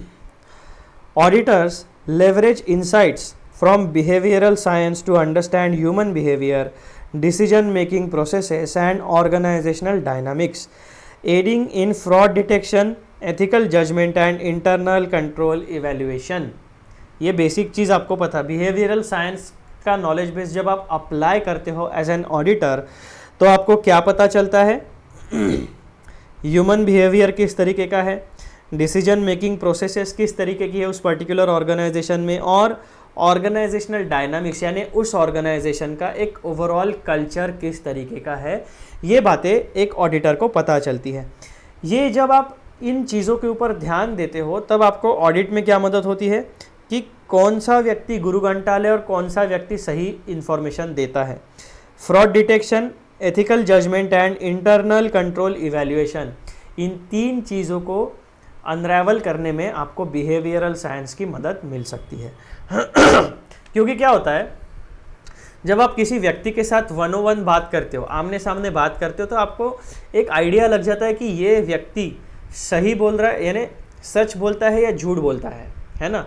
तो बहुत बार क्या होता है कि अगर किसी व्यक्ति ने फ्रॉड किया है या कुछ गलती की है तो उसकी आंखों में एक कॉन्फिडेंस थोड़ा कम होता है, उसका बिहेवियर थोड़ा सा हौच पौच हो जाता है, वो बार बार गलतियां करने लगता है. एक गलती को छुपाने के लिए दूसरी गलती, एक झूठ को छुपाने के लिए दूसरा झूठ बोलने लगता है.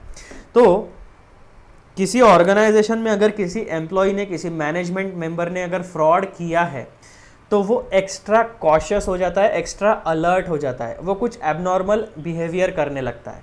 तो ये सारी चीज़ें आपको कैलिब्रेट करते आनी चाहिए एज एन ऑडिटर. तो बिहेवियरल साइंस में 3 बेसिक चीज़ें आपको पता होनी चाहिए. कौन सी? ह्यूमन बिहेवियर किस तरीके का होता है, डिसीजन मेकिंग प्रोसेसेस किस तरीके से फॉलो की जाती है, एंड ऑर्गेनाइजेशनल डायनामिक्स. ये 3 बातें आपको पता होनी चाहिए. उसके बाद कंक्लूजन में आपको पॉइंट नंबर 1 में क्या पता चलता है कि जब भी आप बिहेवियरल साइंस को लेवरेज करोगे तो आपको इंसाइट्स मिलेगी regarding human behaviour, decision making processes and organisational dynamics. ये सारे कंबाइंड, इसका कंबाइंड इम्पैक्ट क्या होगा, एक ऑडिटर को fraud detection, ethical judgement and internal control system को इवैल्यूएट करने में बहुत ज़्यादा मदद मिलती है. पॉइंट नंबर 2 क्या कहता है, behavioural science informs audit planning, risk assessment and communication strategies, enhancing audit effectiveness and stakeholder trust. अब यहाँ पे 2 लोग होते हैं. पहला ऑर्गेनाइजेशन के एम्प्लॉयज़ और मैनेजमेंट, दैट मीन्स ऑर्गेनाइजेशन के लोग, और दूसरा हमारे ऑडिट टीम के लोग. कई बार क्या होता है कि हम एक पर्टिकुलर ऑडिट का टास्क जो है वो डेलीगेट करते हैं हमारे टीम मेंबर को. अब वो टीम मेंबर क्या करता है, काम वगैरह तो कुछ करता है नहीं, लेकिन आके बता देता है, कागज़ सबमिट कर देता है कि मैंने इन पर्टिकुलर एम्प्लॉयज़ से बात की और उन्होंने मुझे ये इन्फॉर्मेशन बताई और ये उसका ऑडिट वर्किंग पेपर, वो अपने मन से ही बना देता है. ऐसा होता है. तो इन सारी चीज़ों को नेविगेट करने के लिए आपको बिहेवियरल साइंस की ज़रूरत पड़ती है. इससे आपको क्या पता चलेगा कि ह्यूमंस किस तरीके से बिहेव करते हैं. उससे आप प्लानिंग कर पाओगे, रिस्क असेसमेंट कर पाओगे कि कौन सा टीम मेंबर झोल कर सकता है, कौन सा एम्प्लॉय झोल कर सकता है, ऑडिट प्रोसेस को ख़राब कर सकता है, वो रिस्क का असेसमेंट आप लोगे. कम्युनिकेशन स्ट्रैटेजीज, किस व्यक्ति को किस तरीके से समझाना है। अब जैसे मैं अपनी बात बताता हूँ, बहुत बार क्या होता है कि कोई कॉन्सेप्ट, कोई टॉपिक अगर मैं सिखाता हूँ तो इन जनरल वो बहुत सारे बच्चों को समझ में आ जाता है, लेकिन कुछ ऐसे बच्चे होते हैं जिनको एक अलग अप्रोच से सिखाना पड़ता है ना। उनको जनरल अप्रोच से वो कॉन्सेप्ट पता नहीं चलता है, क्योंकि वो बहुत ज़्यादा सोचने वाले बच्चे होते हैं, वो बहुत ज़्यादा पढ़ाकू बच्चे होते हैं जिनको सिंपल चीज़ें समझ में नहीं आती है। तो उनके लिए उनके लेवल पर जाके जब मैं समझाता हूँ तब उन बच्चों को प्रॉपर कॉन्सेप्ट्स या टॉपिक्स के बारे में कॉन्सेप्चुअल क्लैरिटी आती है। तो उसी तरीके से जब आप एक ऑडिट टीम को लीड करते हो तो कौन से व्यक्ति की मेंटल कैपेबिलिटी क्या है, उस तरीके से उन व्यक्तियों को आपको समझाना है। कोई एम्प्लॉयज़ होते हैं वो बहुत झगड़ालू होते हैं, तो ऐसे एम्प्लॉयज़ के साथ आपको प्यार से बात करनी पड़ती है। अरे सर बताइए किस तरीके का फाइनेंशियल स्टेटमेंट बनाते हो, कैसे परचेसेस का क्या पोजीशन है, कौन से एसेट है सर चलिए फिजिकल, सर या बोलिए मैडम चलिए फिजिकल वेरिफिकेशन करके आते हैं एसेट का। अरे सर, फिर उन लोगों को, ऐसे जो लोग होते हैं जो थोड़े डिफ़िकल्ट होते हैं, जो कोऑपरेट नहीं करते, उन्हें हम लोगों को चाय पानी देना पड़ता है ना। इन जनरल क्या होता है कि जो ऑडिटर होता है उसका ट्रैवल, अकोमोडेशन, फूड की सारी चीज़ें वो ऑर्गेनाइजेशन फुलफ़िल कर देती है, लेकिन कुछ ऐसे लोग होते हैं जिनको फूड या एकोमोडेशन या रिफ्रेशमेंट हमें देना। अरे सर चलिए चाय पानी पी के आते हैं, थोड़ा ब्रेकफास्ट करके आते हैं, तो फिर वो ओपन अप होते हैं आपके साथ। तो ये होता है ह्यूमन बिहेवियर को आपको कैलिब्रेट करना पड़ता है। कुछ लोग होते हैं वो बिल्कुल स्ट्रेट फॉरवर्ड, कोई ऑर्गेनाइजेशन में आप जाओगे ना तो वो सारी चीज़ें तैयार रखेगा। आपके जाने से पहले फाइनेंशियल स्टेटमेंट्स पूरा बिल्कुल चकाचक फाइनल कॉपी आपके टेबल के ऊपर तैयार होगी। जैसे जैसे आप उन एम्प्लॉयज़ को लिस्ट देते जाओगे कि मुझे ये डॉक्यूमेंट चाहिए, फटाफट आते जाएगा। और जितना 10-15 दिन में मैक्सिमम, कितनी भी बड़ी ऑर्गेनाइजेशन आपका वो काम हो जाएगा। लेकिन कुछ ऑर्गेनाइजेशंस ऐसी होती है कि आपको डेटा देते ही नहीं है, तो आपको पेशेंस रखना पड़ता है ना। तो बहुत सारी चीज़ें होती है बिहेवियरल साइंस में, आपको अपना बिहेवियर उस तरीके से कैलिब्रेट करना पड़ता है। फिर नेक्स्ट वाला पॉइंट देखो, in essence auditing integrates principles from behavioural science to ensure transparency, integrity and accountability in financial reporting practices. अब ये तीन चीज़ें आपको कॉमन मिलने वाली है, accounting, auditing and accounting, auditing and law, auditing and economics, auditing and behavioural science. सारी चीज़ों का एक कॉमन पॉइंट होता है क्या? Ensure transparency, integrity and accountability in financial reporting practices. ये फाइनल पॉइंट आपका हमेशा कॉमन रहेगा। तो ये था मेरे मित्रों, मेरे प्यारे बच्चों, discussion regarding 2.4 which is auditing and behavioural science. अब हम लोग आगे बढ़ते हैं और डिस्कशन हमारा शुरू करते हैं regarding auditing and the field of statistics and mathematics. अब आगे बढ़ने से पहले मैं आपको मैथमेटिक्स के बारे में एक जानकारी दे देता हूँ। मैथमेटिक्स की कौन सी चीज़ें हम यूज़ करते हैं? प्लस, माइनस, डिवीजन, मल्टीप्लिकेशन, ये तो हम धड़ल्ले से यूज़ करते हैं अकाउंटिंग में और ऑडिटिंग में। उसके साथ साथ हम यूज़ करते हैं रेशो एनालिसिस। तो ये कुछ कॉमन चीज़ें हैं जो स्टैटिस्टिक्स एंड मैथमेटिक्स में हम धड़ल्ले से यूज़ करते हैं। अब इसके अलावा और कौन सी बातें हैं जो हम यूज़ करते हैं, उसके बारे में हम लोग अभी पढ़ने वाले हैं। Auditing and statistics and mathematics. The relationship between auditing and statistics and mathematics is fundamental as auditors rely on statistical and mathematical techniques to analyze financial data, assess risk and provide assurance on the accuracy and reliability of financial statements। मस्त पैकी statement मिला आपने को। क्या क्या मिला इसमें? Auditors rely on statistical and mathematical techniques. Auditor जो है वो स्टैटिस्टिक्स एंड मैथमेटिक्स की कुछ टूल्स एंड टेक्निक्स है उसके ऊपर अपना रिलायंस रखते हैं। क्यों? क्योंकि उन्हें फाइनेंशियल डेटा का एनालिसिस करना होता है, उन्हें रिस्क असेसमेंट करना होता है और उन्हें एश्योरेंस जनरेट करना होता है regarding accuracy and reliability of financial statements. ठीक है जी। तो अब ऑडिटिंग और स्टैटिस्टिक्स एंड मैथमेटिक्स में किस तरीके का रिलेशनशिप है वो हम लोग पढ़ते हैं। अब हमारा ये वाला पोर्शन तो बिल्कुल कॉमन है। क्या कहते हैं ये लोग?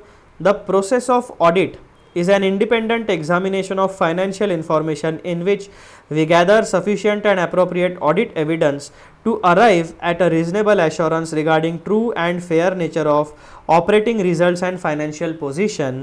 एंड आखिरी में हम क्या करते हैं? Express an opinion on audit report. फिर To conduct the process of audit in an efficient and effective manner, an auditor must possess sound knowledge of relevant topics from the field of statistics and mathematics. अब वो कौन सा knowledge है जो statistics and mathematics का एक auditor को होना चाहिए, उसके बारे में हम लोग बात करते हैं। तो जब हमें प्रोसेस ऑफ ऑडिट को कंडक्ट करना है तो हमें ये पर्टिकुलर जो इस कॉलम नंबर 2 में मैंने बताया है, ये पर्टिकुलर नॉलेज बेस आपको होना चाहिए। Financial information is generated through transactions, ठीक है, ये हमारा कॉमन स्टेटमेंट है। फिर पॉइंट नंबर 1 में हमें क्या पता चलता है, transactions create impact on income, expense, asset, liabilities, ठीक है जी।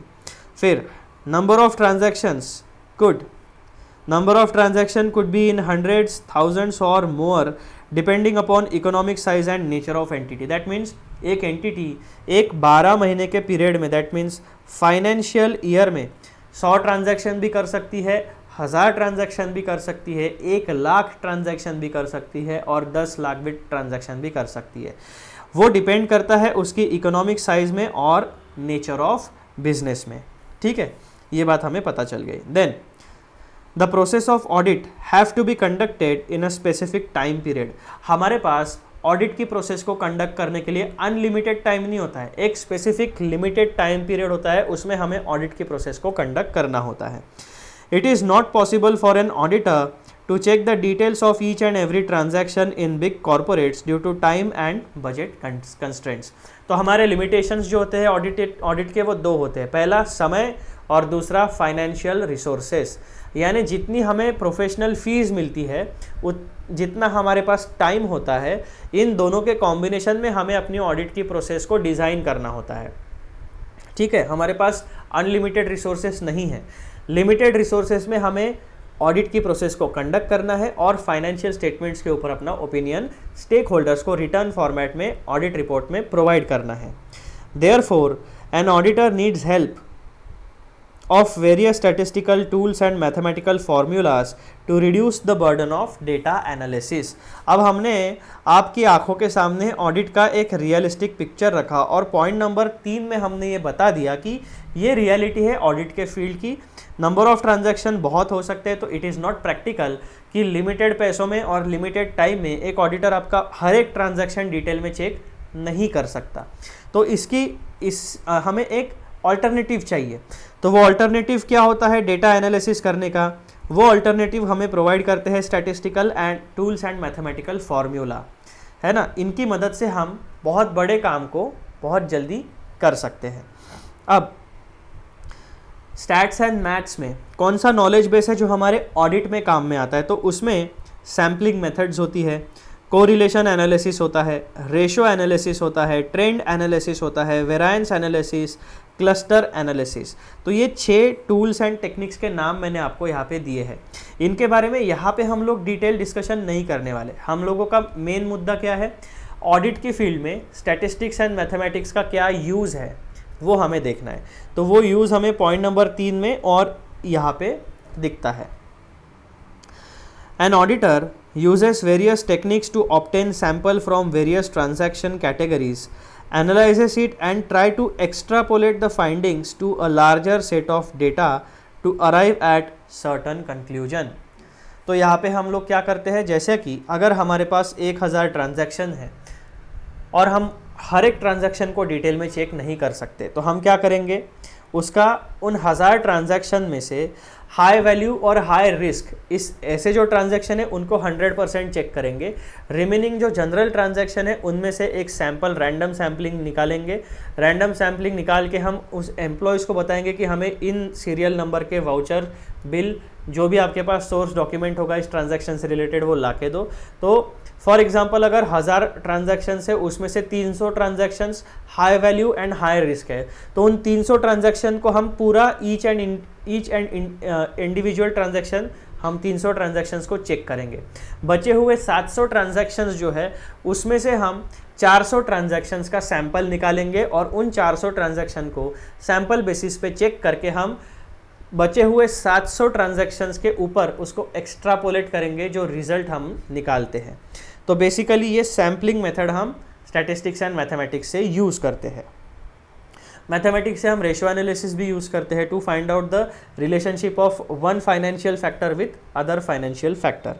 फिर इस पूरे के पूरे नॉलेज बेस में, इस पूरे के पूरे डिसीजन से हमें स्टडी से हमें कंक्लूजन क्या मिलता है? Point number 1, the relationship between auditing and statistics and mathematics is fundamental. Auditors use the statistical and mathematical techniques for sampling, data analysis, risk assessment and fraud detection। हर एक transaction कुछ ना कुछ indicate करता है, तो जहाँ पे भी फ्रॉड होता है वहाँ पे भी कुछ ना कुछ फाइनेंशियल इंडिकेटर्स होते हैं जो बहुत डीपली रूटेड होते हैं। तो उसको निकालने के लिए, फ्रॉड डिटेक्शन करने के लिए, रिस्क असेसमेंट करने के लिए, डेटा एनालिसिस और सैम्पलिंग, यहाँ पे हमें स्टैटिस्टिक्स और मैथमेटिक्स की मदद मिलती है। These tools enhance audit efficiency, accuracy and reliability, ensuring thorough examination and validation of financial information। तो स्टैट्स और मैथ्स हमें क्या मदद करता है? To enhance the audit's efficiency, accuracy and reliability, ensuring thorough examination and validation of financial information। ठीक है जी। Point number 2 में हमें क्या पता चलता है? In essence auditing relies on statistics/mathematics to provide assurance on the accuracy and integrity of financial reporting practices। ठीक है, तो ये हो गया आपका डिस्कशन रिगार्डिंग ऑडिट की फील्ड में मैथमेटिक्स और स्टैटिस्टिक्स की कौन से टॉपिक्स हमारे लिए रिलेवेंट होते हैं। फिर पॉइंट नंबर 2.6, यहाँ पे हम लोग डिस्कस करने वाले हैं auditing and data processing. The relationship between auditing and data processing is significant as auditors rely on information technology, that is IT systems and data processing tools to access, analyze and validate financial data during audits। पुराने समय में क्या होता था कि physically सारा data available होता था, दैट मीन्स कागज़ के ऊपर। आज क्या होता है, कंप्यूटर्स आने के बाद, कंप्यूटर्स आने के पहले क्या होता था, कागज़ पर मैन्युअली हाथ से लिखा हुआ रिकॉर्ड होता था। फिर धीरे धीरे कंप्यूटर्स आए, धीरे धीरे सॉफ्टवेयर्स आए, धीरे धीरे अकाउंटिंग सॉफ्टवेयर्स आए। तो अभी आज के तारीख में 2024 में हमारे पास बहुत ही ज़्यादा सोफिस्टिकेटेड अकाउंटिंग सॉफ्टवेयर्स है। तो हम लोग क्या करते हैं, जितना भी हमारा फाइनेंशियल ट्रांजैक्शन होता है वो हम पूरा का पूरा मैक्सिमम जगह पर इलेक्ट्रॉनिक सिस्टम से करते हैं। तो इलेक्ट्रॉनिकली आपका बिलिंग होता है, इलेक्ट्रॉनिकली आपकी इन्वेंट्री का डेटाबेस मैनेज होता है, इलेक्ट्रॉनिकली आप अपना लॉजिस्टिक्स मैनेज करते हो, यानी जो प्रोडक्ट या सर्विस की डिलीवरी आपको करनी है वो सारी चीज़ें। ठीक है, तो अब एक ऑडिटर को क्या ज़रूरी है? तो ऑडिटर को इंफॉर्मेशन सिस्टम का नॉलेज होना ज़रूरी है regarding data processing tools to access, analyse and validate financial data. Auditor का पूरा फोकस कहाँ पे है? फाइनेंशियल डेटा के ऊपर। तो इंफॉर्मेशन टेक्नोलॉजी का वो एस्पेक्ट जो फाइनेंशियल डेटा से रिलेटेड है उसके बारे में ऑडिटर को बेसिक जानकारी होनी चाहिए। कोई भी व्यक्ति ऑडिटर को उल्लू नहीं बनाना चाहिए। जैसे कि मैं आपको एक एग्जांपल देता हूँ, जब मेरी आर्टिकलशिप शुरू थी हम लोग एक टेलीकॉम कंपनी का ऑडिट करने गए थे। तो एज एन ऑडिटर हमें टेलीकॉम कंपनी के फाइनेंशियल स्टेटमेंट्स और रिकॉर्ड्स किस तरीके से मेंटेन किए जाते हैं, वो कंपनी कौन से प्रकार का अकाउंटिंग सॉफ्टवेयर यूज़ करती है, उसका नॉलेज हमें प्रायर नॉलेज होना ज़रूरी था। लेकिन एज एन आर्टिकल असिस्टेंट हमें उसका नॉलेज नहीं था।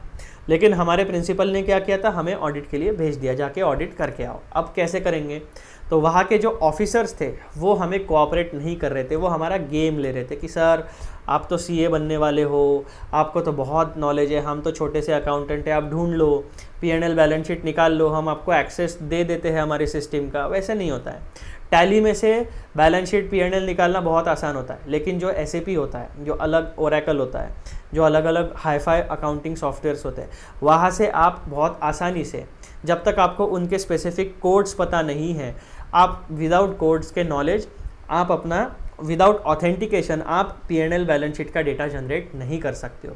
तो इस चक्कर में क्या हो गया, हमारे डेटा प्रोसेसिंग का नॉलेज हमें नहीं था, तो हमारे ऑडिट के 15 दिन में से 3 दिन वेस्ट हो गए। करेक्ट। फिर हमने ईमेल किया उनके ऑफिसर्स को, फिर हमने अपने प्रिंसिपल को बताया कि सर 3 दिन से कुछ काम ही नहीं हुआ, हमारे पास एक्सेस ही नहीं है। तो फिर ऊपर से सारी चीज़ें मूव हुई और फाइनली उन एम्प्लॉयज़ ने फिर ज़बरदस्ती हमें पीएनएल एंड बैलेंस शीट का प्रिंट आउट निकाल के दिया। उसके बाद हमारा काम शुरू हुआ। तो ये बेसिक चीज़ है, डेटा प्रोसेस कैसे होता है, फाइनेंशियल डेटा जनरेट कहाँ से होता है, रिकॉर्ड कैसे होता है, स्टोर कैसे होता है, और उस स्टोर किए हुए डेटा को हम एक्सेस कैसे कर पाएंगे, उसका एनालिसिस कैसे कर पाएंगे, ये सारी चीज़ें आपको पता होनी चाहिए एज एन ऑडिटर। तो अब ऑडिट वाला जो पोर्शन है that is a common portion. Audit की जो प्रोसेस है वो होती है independent examination of financial information. उसमें we gather sufficient and appropriate audit evidence and arrive at reasonable assurance regarding true and fair nature of operating results and financial position, and express an opinion in audit report. To conduct the process of audit in an efficient and effective manner, an auditor must possess sound knowledge of relevant topics from the field of data processing. तो ये जो audit की process है वो conduct करने के लिए ये related data processing का knowledge है जो एक auditor को होना ज़रूरी है। Related knowledge base of data processing.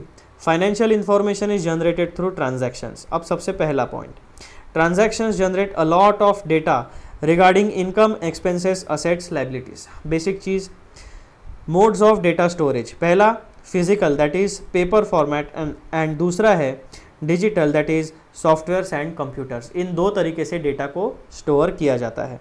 फिर knowledge base useful in auditing. पहला डेटा स्टोरेज एंड रिट्रीवल का नॉलेज आपको होना चाहिए, डेटा एनालिसिस एंड वैलिडेशन का नॉलेज होना चाहिए। पॉइंट नंबर 3, इंटरनल कंट्रोल किस तरीके से है, accuracy, completeness and relevance of data, इसके बारे में आपका जजमेंट फॉर्म करते आना चाहिए। फिर ऑटोमेशन ऑफ ऑडिट प्रोसीजर्स। अब जैसे अकाउंटिंग के लिए ऑटोमेशन आ गया, अब हम क्या करते हैं, केवल डेटा एंट्री करते हैं और जो सिस्टम होती है वो ऑटोमेटिकली डबल एंट्री जनरेट करती है। लेजर अकाउंटिंग भी ऑटोमेटिक लेजर पोस्टिंग हो जाता है, ट्रायल बैलेंस में ऑटोमेटिक आ जाता है और बैलेंस शीट में ऑटोमेटिक आ जाता है। हमें क्या करना पड़ता है, पहले अकाउंटिंग व्यू जो हमें स्टैंडिंग इंस्ट्रक्शंस होते हैं कि कौन सा एसेट है, कौन सा लायबिलिटी है, कौन सा इनकम है, कौन सा एक्सपेंस है, वो शुरुआत में बस क्लासिफिकेशन आप अकाउंटिंग व्यू दे दो, उसके बाद केवल डेटा एंट्री करो, आपकी journal entry, ledger posting, trial balance and financial statements automatically generate हो जाएगा। सो ये क्या है, अकाउंटिंग की प्रोसेस को हमने कंप्यूटर्स यानी हार्डवेयर और सॉफ्टवेयर की मदद से ऑटोमेट किया।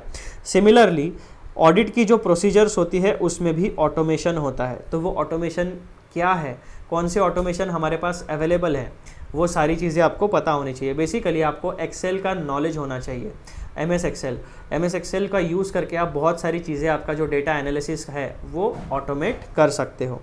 फिर आपका आता है point number 5 which is data security and confidentiality. That means internal control system में डेटा उनका सिक्योर है या नहीं है और कॉन्फिडेंशियल है या नहीं है।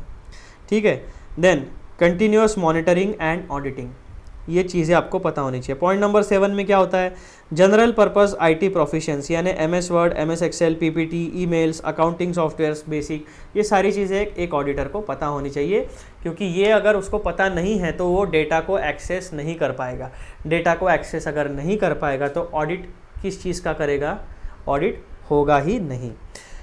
तो ये है बच्चों आपका knowledge base regarding data processing. फिर कंक्लूजन में हम लोग क्या पता चलता है हमें, the relationship between auditing and data processing is critical.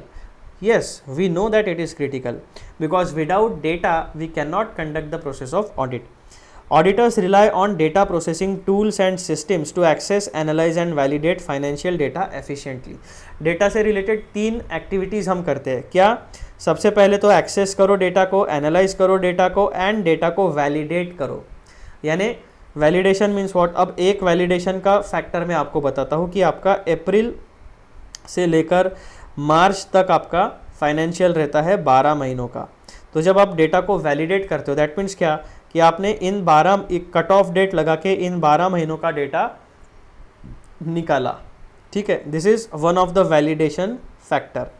फिर data processing enables auditors to perform tasks such as data extraction, sampling and analysis, enhancing audit effectiveness and efficiency.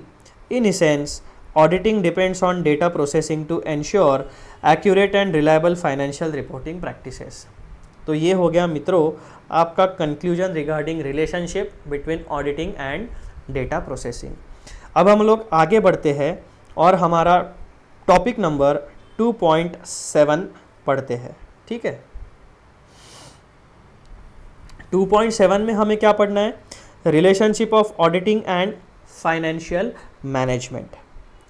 The relationship between auditing and financial management is vital as auditors assess financial management practices, risk management strategies, and internal controls to provide assurance on the accuracy and reliability of financial statements. तो audit वाला जो portion है that is a common. Audit की process में हम लोग क्या करते हैं?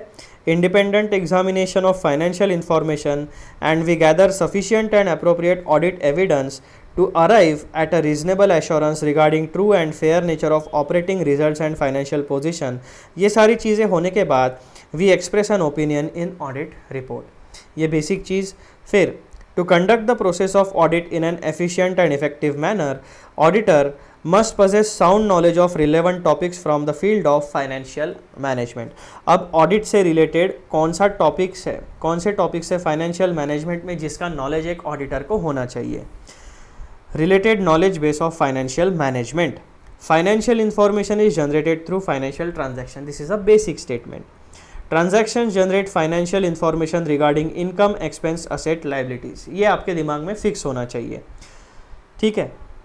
फिर अब यहाँ पे देखो, ये जो है फाइनेंशियल ट्रांजैक्शंस को कंडक्ट करने के लिए आपको पैसे लगने वाले हैं। उन पैसों को हम क्या कहते हैं? Sources of finance, that is capital structure के बारे में आपको जानकारी होनी चाहिए। कैपिटल किस तरीके का है? इक्विटी कैपिटल है या बोरोइंग्स है, शॉर्ट टर्म बोरोइंग है या लॉन्ग टर्म बोरोइंग है। क्यों? क्योंकि इसके ऊपर इंटरेस्ट पेमेंट भी आपको देना पड़ेगा। इक्विटी है तो प्रॉफिट शेयर देना पड़ेगा, डिविडेंड देना पड़ेगा, है ना। इस तरीके की चीज़ें होती है। तो फाइनेंशियल मैनेजमेंट में सबसे पहला मुद्दा आपको एज एन ऑडिटर आपको सोर्सेस ऑफ फाइनेंस क्या है एक पर्टिकुलर एंटिटी के जिसका आप ऑडिट कंडक्ट करते हो उसके बारे में जानकारी होनी चाहिए। इक्विटी से उसने कैपिटल रेस किया है या बोरोइंग करके रेस किया है, तो आपको आपके ऑडिट की प्रोसीजर प्लान करने में आसानी होगी। फिर हम लोग आते हैं प्रॉफिट एंड लॉस अकाउंट में। प्रॉफिट एंड लॉस अकाउंट क्या कहता है? Depicts the operational results of one accounting year. P&L account हमेशा 12 महीनों के लिए प्रिपेयर किया जाता है, ठीक है। उसके बाद हम लोग आते हैं बैलेंस शीट के ऊपर। बैलेंस शीट में आपको क्या दिखता है? Balance sheet depicts financial position of an entity in terms of assets and liabilities on a particular date. यानी अगर हम आज की तारीख है 19 जून 2024, अगर हम आज की तारीख में बैलेंस शीट देखेंगे तो बैलेंस शीट जो है वो हमारे बिजनेस की एसेट और लाइबिलिटी की 19 जून 2024 में क्या पोजीशन है वो बताएगा। बैलेंस शीट कभी भी 12 महीनों के लिए नहीं बनती है। Balance sheet as on date बनती है। जिस डेट को हम बैलेंस शीट को एक्सेस करेंगे उस डेट का डेटा बैलेंस शीट हमें, उस डेट तक का डेटा बैलेंस शीट हमें बताने वाली है, ठीक है। All the above data is essential for decision making purposes. तो अब एक यहाँ पे आपको हमने 3 चीज़ें देखी। पहला ट्रांजैक्शन, दूसरा सोर्सेस ऑफ कैपिटल, तीसरा फाइनेंशियल परफॉर्मेंस एंड चौथा financial position. Financial transaction, sources of capital, financial performance and financial position, ये 4 इंडिकेटर्स हमने, ये 4 एस्पेक्ट्स हमने देखे। All the above data is essential for decision making purposes, ठीक है। तो जब भी कोई ऑर्गेनाइजेशन, जब भी कोई एंटिटी एक डिसीजन लेती है, फाइनेंशियल डिसीजन, तो इन 4 एस्पेक्ट्स के बारे में सोच समझकर डिसीजन लेती है। उसके बाद preparation of financial statements involves estimates and judgements made by management of an entity. Basic चीज़। Knowledge base useful in auditing. अब जो फाइनेंशियल मैनेजमेंट का फील्ड है, यहाँ तक हमने क्या किया, आपको फाइनेंशियल मैनेजमेंट का एक रोबस्ट बैकग्राउंड आपके दिमाग में तैयार किया। फिर हम लोग क्या कहते हैं, अभी स्पेसिफिक चीज़ें मैं आपको बताने वाला हूँ।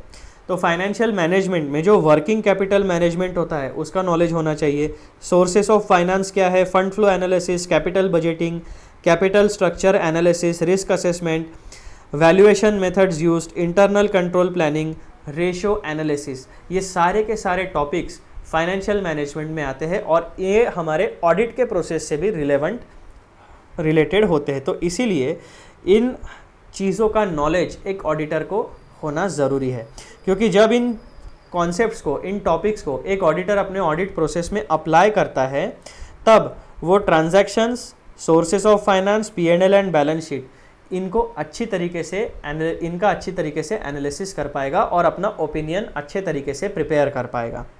ठीक है। अब नंबर 10 है टैक्स प्लानिंग। फाइनेंशियल मैनेजमेंट में टैक्स प्लानिंग भी आता है। Basically financial management means what, आप अपनी ऑर्गेनाइजेशन का जो भी बिजनेस है, ठीक है, ये एक ऑर्गेनाइजेशन है, ये 4 एस्पेक्ट्स है उस ऑर्गेनाइजेशन के, नंबर 1, नंबर 2, नंबर 3, नंबर 4। इन चारों एस्पेक्ट्स को मैनेज करने के लिए आपको लगने वाला है फाइनेंस। तो फाइनेंशियल मैनेजमेंट मीन्स आप अपने बिजनेस का survival, growth, expansion and prosperity, ये 4 एस्पेक्ट किस तरीके से डिसाइड करोगे। जब तक आपके पास फाइनेंस है तब तक आपका बिजनेस तैयार चलते रहेगा, सस्टेन होते रहेगा। तो financial management means income, expense, asset, liabilities, sources of finance, P&L account and balance sheet, इन सारे एस्पेक्ट्स को आप कितने अच्छे तरीके से मैनेज कर पाते हो, अपने बिजनेस के फाइनेंस को आप कितने अच्छे तरीके से समझते हो, कितने अच्छे तरीके से मैनेज कर पाते हो, उसके ऊपर डिपेंड करता है आपका बिजनेस का सक्सेस। तो फाइनेंशियल मैनेजमेंट का नॉलेज होना एक ऑडिटर को ज़रूरी है, ताकि वो भी जब P&L और बैलेंस शीट में एनालिसिस करे तो वो ये मैनेजमेंट को बता पाए कि आपके डिसीजन कहाँ गलत हो रहे हैं, आपके डिसीजन में कहाँ इम्प्रूवमेंट होने के चांसेस है। क्योंकि बहुत बार क्या होता है कि जब भी कोई कैपिटल रेस करता है तो कैपिटल रेस करना इज़ अ कॉस्टली अफेयर। तो हो सकता है कि ऑडिटर उनको ये बता पाए कि आप अपने कैपिटल की कॉस्ट को नीचे कैसे ला सकते हो, कैपिटल का कॉस्ट आप रिड्यूस कैसे कर सकते हो, कौन से सोर्सेस ऑफ फाइनेंस है जो चीप है, जो सस्ते हैं और लीगल भी है और जस्टिफाइड भी है। तो ऐसे बहुत से एस्पेक्ट्स होते हैं फाइनेंशियल मैनेजमेंट के नॉलेज बेस में जो एक ऑडिटर को काम में आते हैं। अब यहाँ पे आप कंक्लूजन देखिए, कंक्लूजन में क्या कहते हैं ये लोग। Point number 1, the relationship between auditing and financial management is symbiotic, यानी एक दूसरे के ऊपर डिपेंडेंट है। Auditing provides assurance on accuracy and reliability of financial information. Audit क्या करता है, एश्योरेंस देता है accuracy and reliability of financial information के बारे में, enabling informed financial management decisions. ठीक है। Financial management practices such as budgeting, capital allocation, risk management, impact audit procedures and risk assessment. तो जब एक ऑडिटर के पास budgeting, capital allocation, risk management, इनका नॉलेज होता है, तब वो अपनी ऑडिट प्रोसीजर्स को और रिस्क असेसमेंट को अच्छे तरीके से कंडक्ट कर सकता है। पॉइंट नंबर 2 में क्या कहा गया है, essentially auditing ensures transparency and accountability in financial management practices, contributing to organisational efficiency and effectiveness. तो इसीलिए फाइनेंशियल मैनेजमेंट और ऑडिटिंग में इस तरीके का इंटरडिपेंडेंट सिम्बायोटिक रिलेशनशिप होता है। तो एक बार मैं आपको रिवाइज करा देता हूँ। क्या, कॉलम नंबर 1 में हम लोग ऑडिट के बारे में बात करते हैं और कॉलम नंबर 2 में हम लोग रिलेवेंट टॉपिक के बारे में बात करते हैं। कॉलम नंबर 1 में ऑडिट का प्रोसेस बताया हुआ है मैंने, और कॉलम नंबर 2 में उस प्रोसेस से रिलेटेड कौन सा नॉलेज बेस है उसके बारे में हम लोग बात करते हैं। तो ऑडिट से रिलेटेड फाइनेंशियल मैनेजमेंट की फील्ड में ये सारा नॉलेज बेस है जो एक ऑडिटर को पता होना चाहिए। ठीक है जी, चलो अब हम लोग अब आगे बढ़ते हैं और डिस्कस करते हैं हमारा आखिरी वाला टॉपिक, जो है topic number 2 which is the relationship of auditing and production. The relationship between auditing and production में seem less direct compare to the other disciplines. Other disciplines में क्या होता था, डायरेक्ट रिलेशनशिप था। अब आप ये बोलोगे कि सर प्रोडक्शन की प्रोसेस और ऑडिटिंग में क्या रिलेशनशिप है, तो वही जानकारी हमें यहाँ पे मिलने वाली है। But it's still significant, especially in industries where production activities have a substantial impact on financial statements and operations. तो अब ऑडिट और प्रोडक्शन, इसमें किस तरीके का रिलेशनशिप है। In the field of production ऐसा कौन सा नॉलेज बेस है जो एक ऑडिटर को पता होना चाहिए, उसके बारे में हम लोग डिस्कशन करते हैं। प्रोसेस ऑफ ऑडिट में हमें क्या पता है, it is an independent examination of financial information to gather sufficient and appropriate audit evidence and arrive at reasonable assurance regarding true and fair nature of operating results and financial position. उसके बाद आखिरी में हम लोग express an opinion in audit report. ठीक है जी। To conduct the process of audit in an efficient and effective manner, an auditor must possess sound knowledge of relevant topics from the field of production. अब कौन सा knowledge हमारे पास होना चाहिए production की फील्ड का? तो यहाँ पे देखो, knowledge base useful in auditing from the field of production. To understand the transaction involved in the process of production, first let's have a look at the steps involved in the process of production. हमें क्यों process of production का knowledge होना चाहिए? एक ही बात आप लोग याद रखना, ये जो प्रोडक्शन है ना, इसके लिए क्या लगता है? इसके लिए लगता है मनी, पैसा, है ना। तो जहाँ पे भी करेंसी, जहाँ पे भी पैसा यूज़ होने वाला है, वहाँ पे फाइनेंशियल इंफॉर्मेशन जनरेट होने वाली है। तो प्रोडक्शन के प्रोसेस में अगर पैसा यूज़ होता है तो वहाँ पे भी फाइनेंशियल इंफॉर्मेशन जनरेट होने वाली है, जो ultimately profit and loss account and balance sheet में रिफ्लेक्ट होने वाली है। इसीलिए प्रोडक्शन में किन किन चीज़ों में खर्चा होता है वो हमें पता होना चाहिए। सबसे पहले क्या होता है? आइडिया जनरेशन, फिर प्रोडक्ट डिज़ाइन एंड डेवलपमेंट, उसके बाद procurement of raw materials and components, then manufacturing process, then quality control and assurance, inventory management, logistics and supply chain management, distribution and delivery, customer feedback and continuous improvement. Point number 10, maintenance and support. Point number 11, environmental and regulatory compliance. Point number 12, risk management. Point number 13, technology adoption and innovation, employee training and development, performance monitoring and evaluation, strategic planning and decision making, cost management and financial analysis, collaboration and stakeholder engagement, ethical social responsibility, adoption and flexibility. तो production की process में अंदर ही अंदर इतनी सारी बातें होते रहती है। इन सारे फंक्शंस को, इन सारे टास्क को कंडक्ट करने के लिए हमें हमेशा ही ज़रूरत पड़ने वाली है पैसे की। That means source of finance, source of money, है ना। और इसका इम्पैक्ट होने वाला है इनकम, एक्सपेंस, असेट, लायबिलिटी, इन चारों में से किसी एक कैटेगरी में। तो जब आप कोई एक्सपेंस इनकर करते हो तो एक बिजनेसमैन के दिमाग में होता है कि अगर मैं 100 रुपये इन्वेस्ट करता हूँ तो कम से कम 150 या 200 रुपये का प्रॉफिट मुझे हो। जितना कैपिटल में लगाता हूँ उसके प्रोपोर्शनेटली मुझे रिटर्न मिलना चाहिए, which is known as return on investment. तो जो प्रोडक्शन की प्रोसेस है उसमें बहुत सारी फाइनेंशियल एक्टिविटीज़ होती है। इसका मतलब क्या कि बहुत सारे ऑर्गेनाइजेशन के फाइनेंशियल रिसोर्सेस प्रोडक्शन की प्रोसेस में यूज़ होते हैं। तो उन फाइनेंशियल रिसोर्सेस का ऑडिट भी एज एन ऑडिटर हमें करना पड़ता है। तो बेसिकली प्रोडक्शन की प्रोसेस में ये कुल मिलाकर 20 पॉइंट्स हमने देखे। इसके अलावा भी पॉइंट्स हो सकते हैं, मैं ये नहीं कहता हूँ कि ये कॉम्प्रहेंसिव लिस्ट है, लेकिन ये 20 पॉइंट्स एक प्रोडक्शन की प्रोसेस में होते हैं। फिर आप देखो, आपको प्रोडक्शन के बारे में जब हम बात करते हैं तो नॉलेज ऑफ कॉस्टिंग आपको होना चाहिए, डायरेक्ट लेबर, डायरेक्ट मटेरियल, उसके बाद manufacturing overhead, indirect materials, indirect labour, factory rent, depreciation, utilities, maintenance, है ना। इतने सारे खर्चे होते हैं कॉस्टिंग में, प्रोडक्शन की प्रोसेस में। उसके बाद में depreciation, utilities, maintenance, insurance, property taxes, quality control cost, supervision expenses, production supplies, equipment cost, packaging cost, distribution cost, administrative expenses, selling expenses, research and development expenses. तो इतने सारे एक्सपेंसेस आपके प्रोडक्शन की प्रोसेस में होते हैं। दैट मीन्स कॉस्टिंग का knowledge होना आपको ज़रूरी है, क्योंकि जब भी आप कोई प्रोडक्ट या सर्विस को डिज़ाइन करते हो, डेवलप करते हो, मैन्युफैक्चर करते हो, तो इतनी सारी कॉस्ट उसमें इन्वॉल्व होती है। फिर क्या आता है? Stages of product, raw material, WIP, finish goods. तो बैलेंस शीट, अपने P&L और बैलेंस शीट में आपको दिखना चाहिए कि कौन सा रॉ मटेरियल यूज़ हुआ, कितना वर्क इन प्रोग्रेस है और कितना फिनिश गुड्स है। उस हिसाब से इन्वेंट्री का क्लासिफिकेशन हुआ है या नहीं हुआ है। तो जब आप इन्वेंट्री का ऑडिट करोगे तब आपको सारा कॉस्टिंग और ये सारी चीज़ों के बारे में नॉलेज होना चाहिए।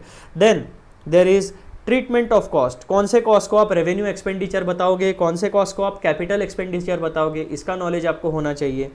जब हम इन्वेंट्री की बात करते हैं तो procurement, storage, WIP, valuation, warehousing, ये यहाँ पर इम्पैक्ट होता है इन्वेंट्री का।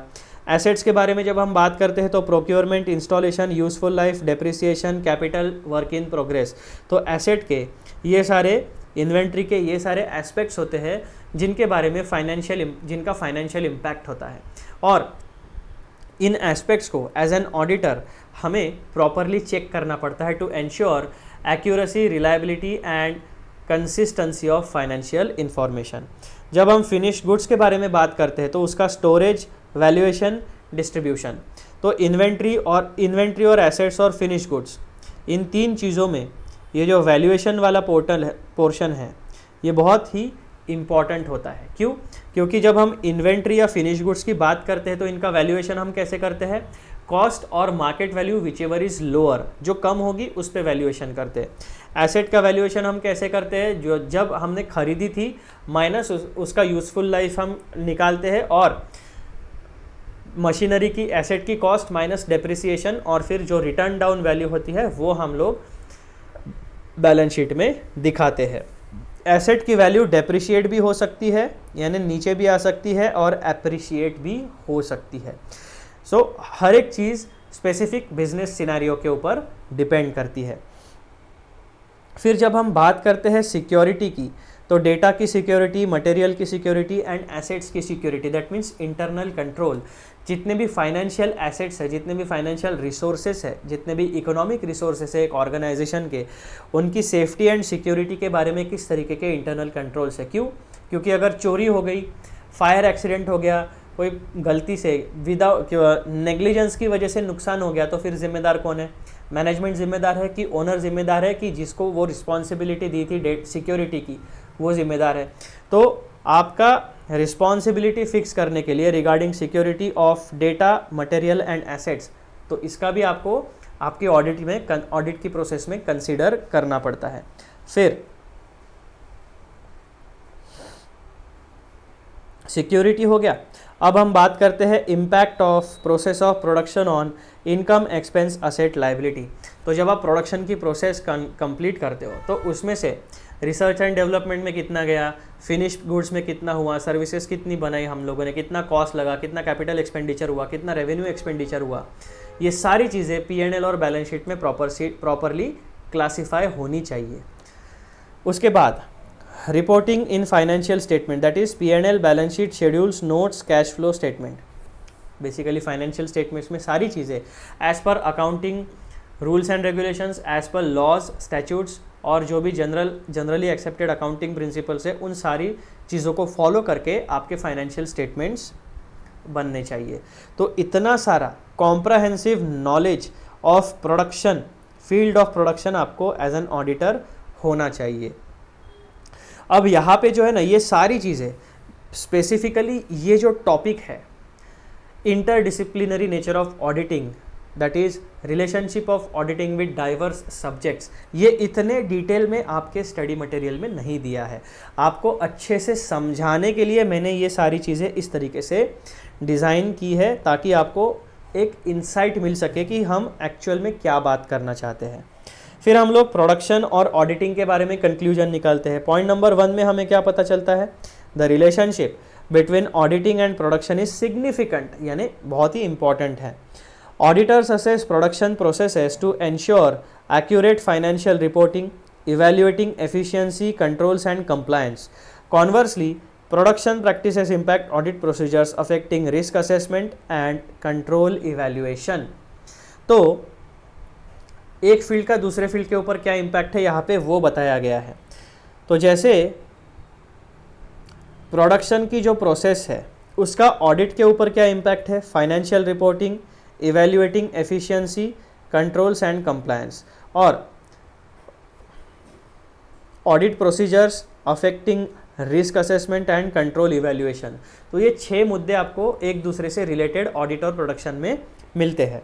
पॉइंट नंबर 2 में क्या कहा गया है? Essentially auditing verifies the integrity of production data, ensuring transparency and accountability in financial reporting। तो आखिरी वाला पॉइंट, जैसे कि मैंने आपको पहले भी बताया कि सारी फील्ड्स के लिए सेम है, ensuring transparency and accountability in financial data, integrity, transparency and accountability of financial data।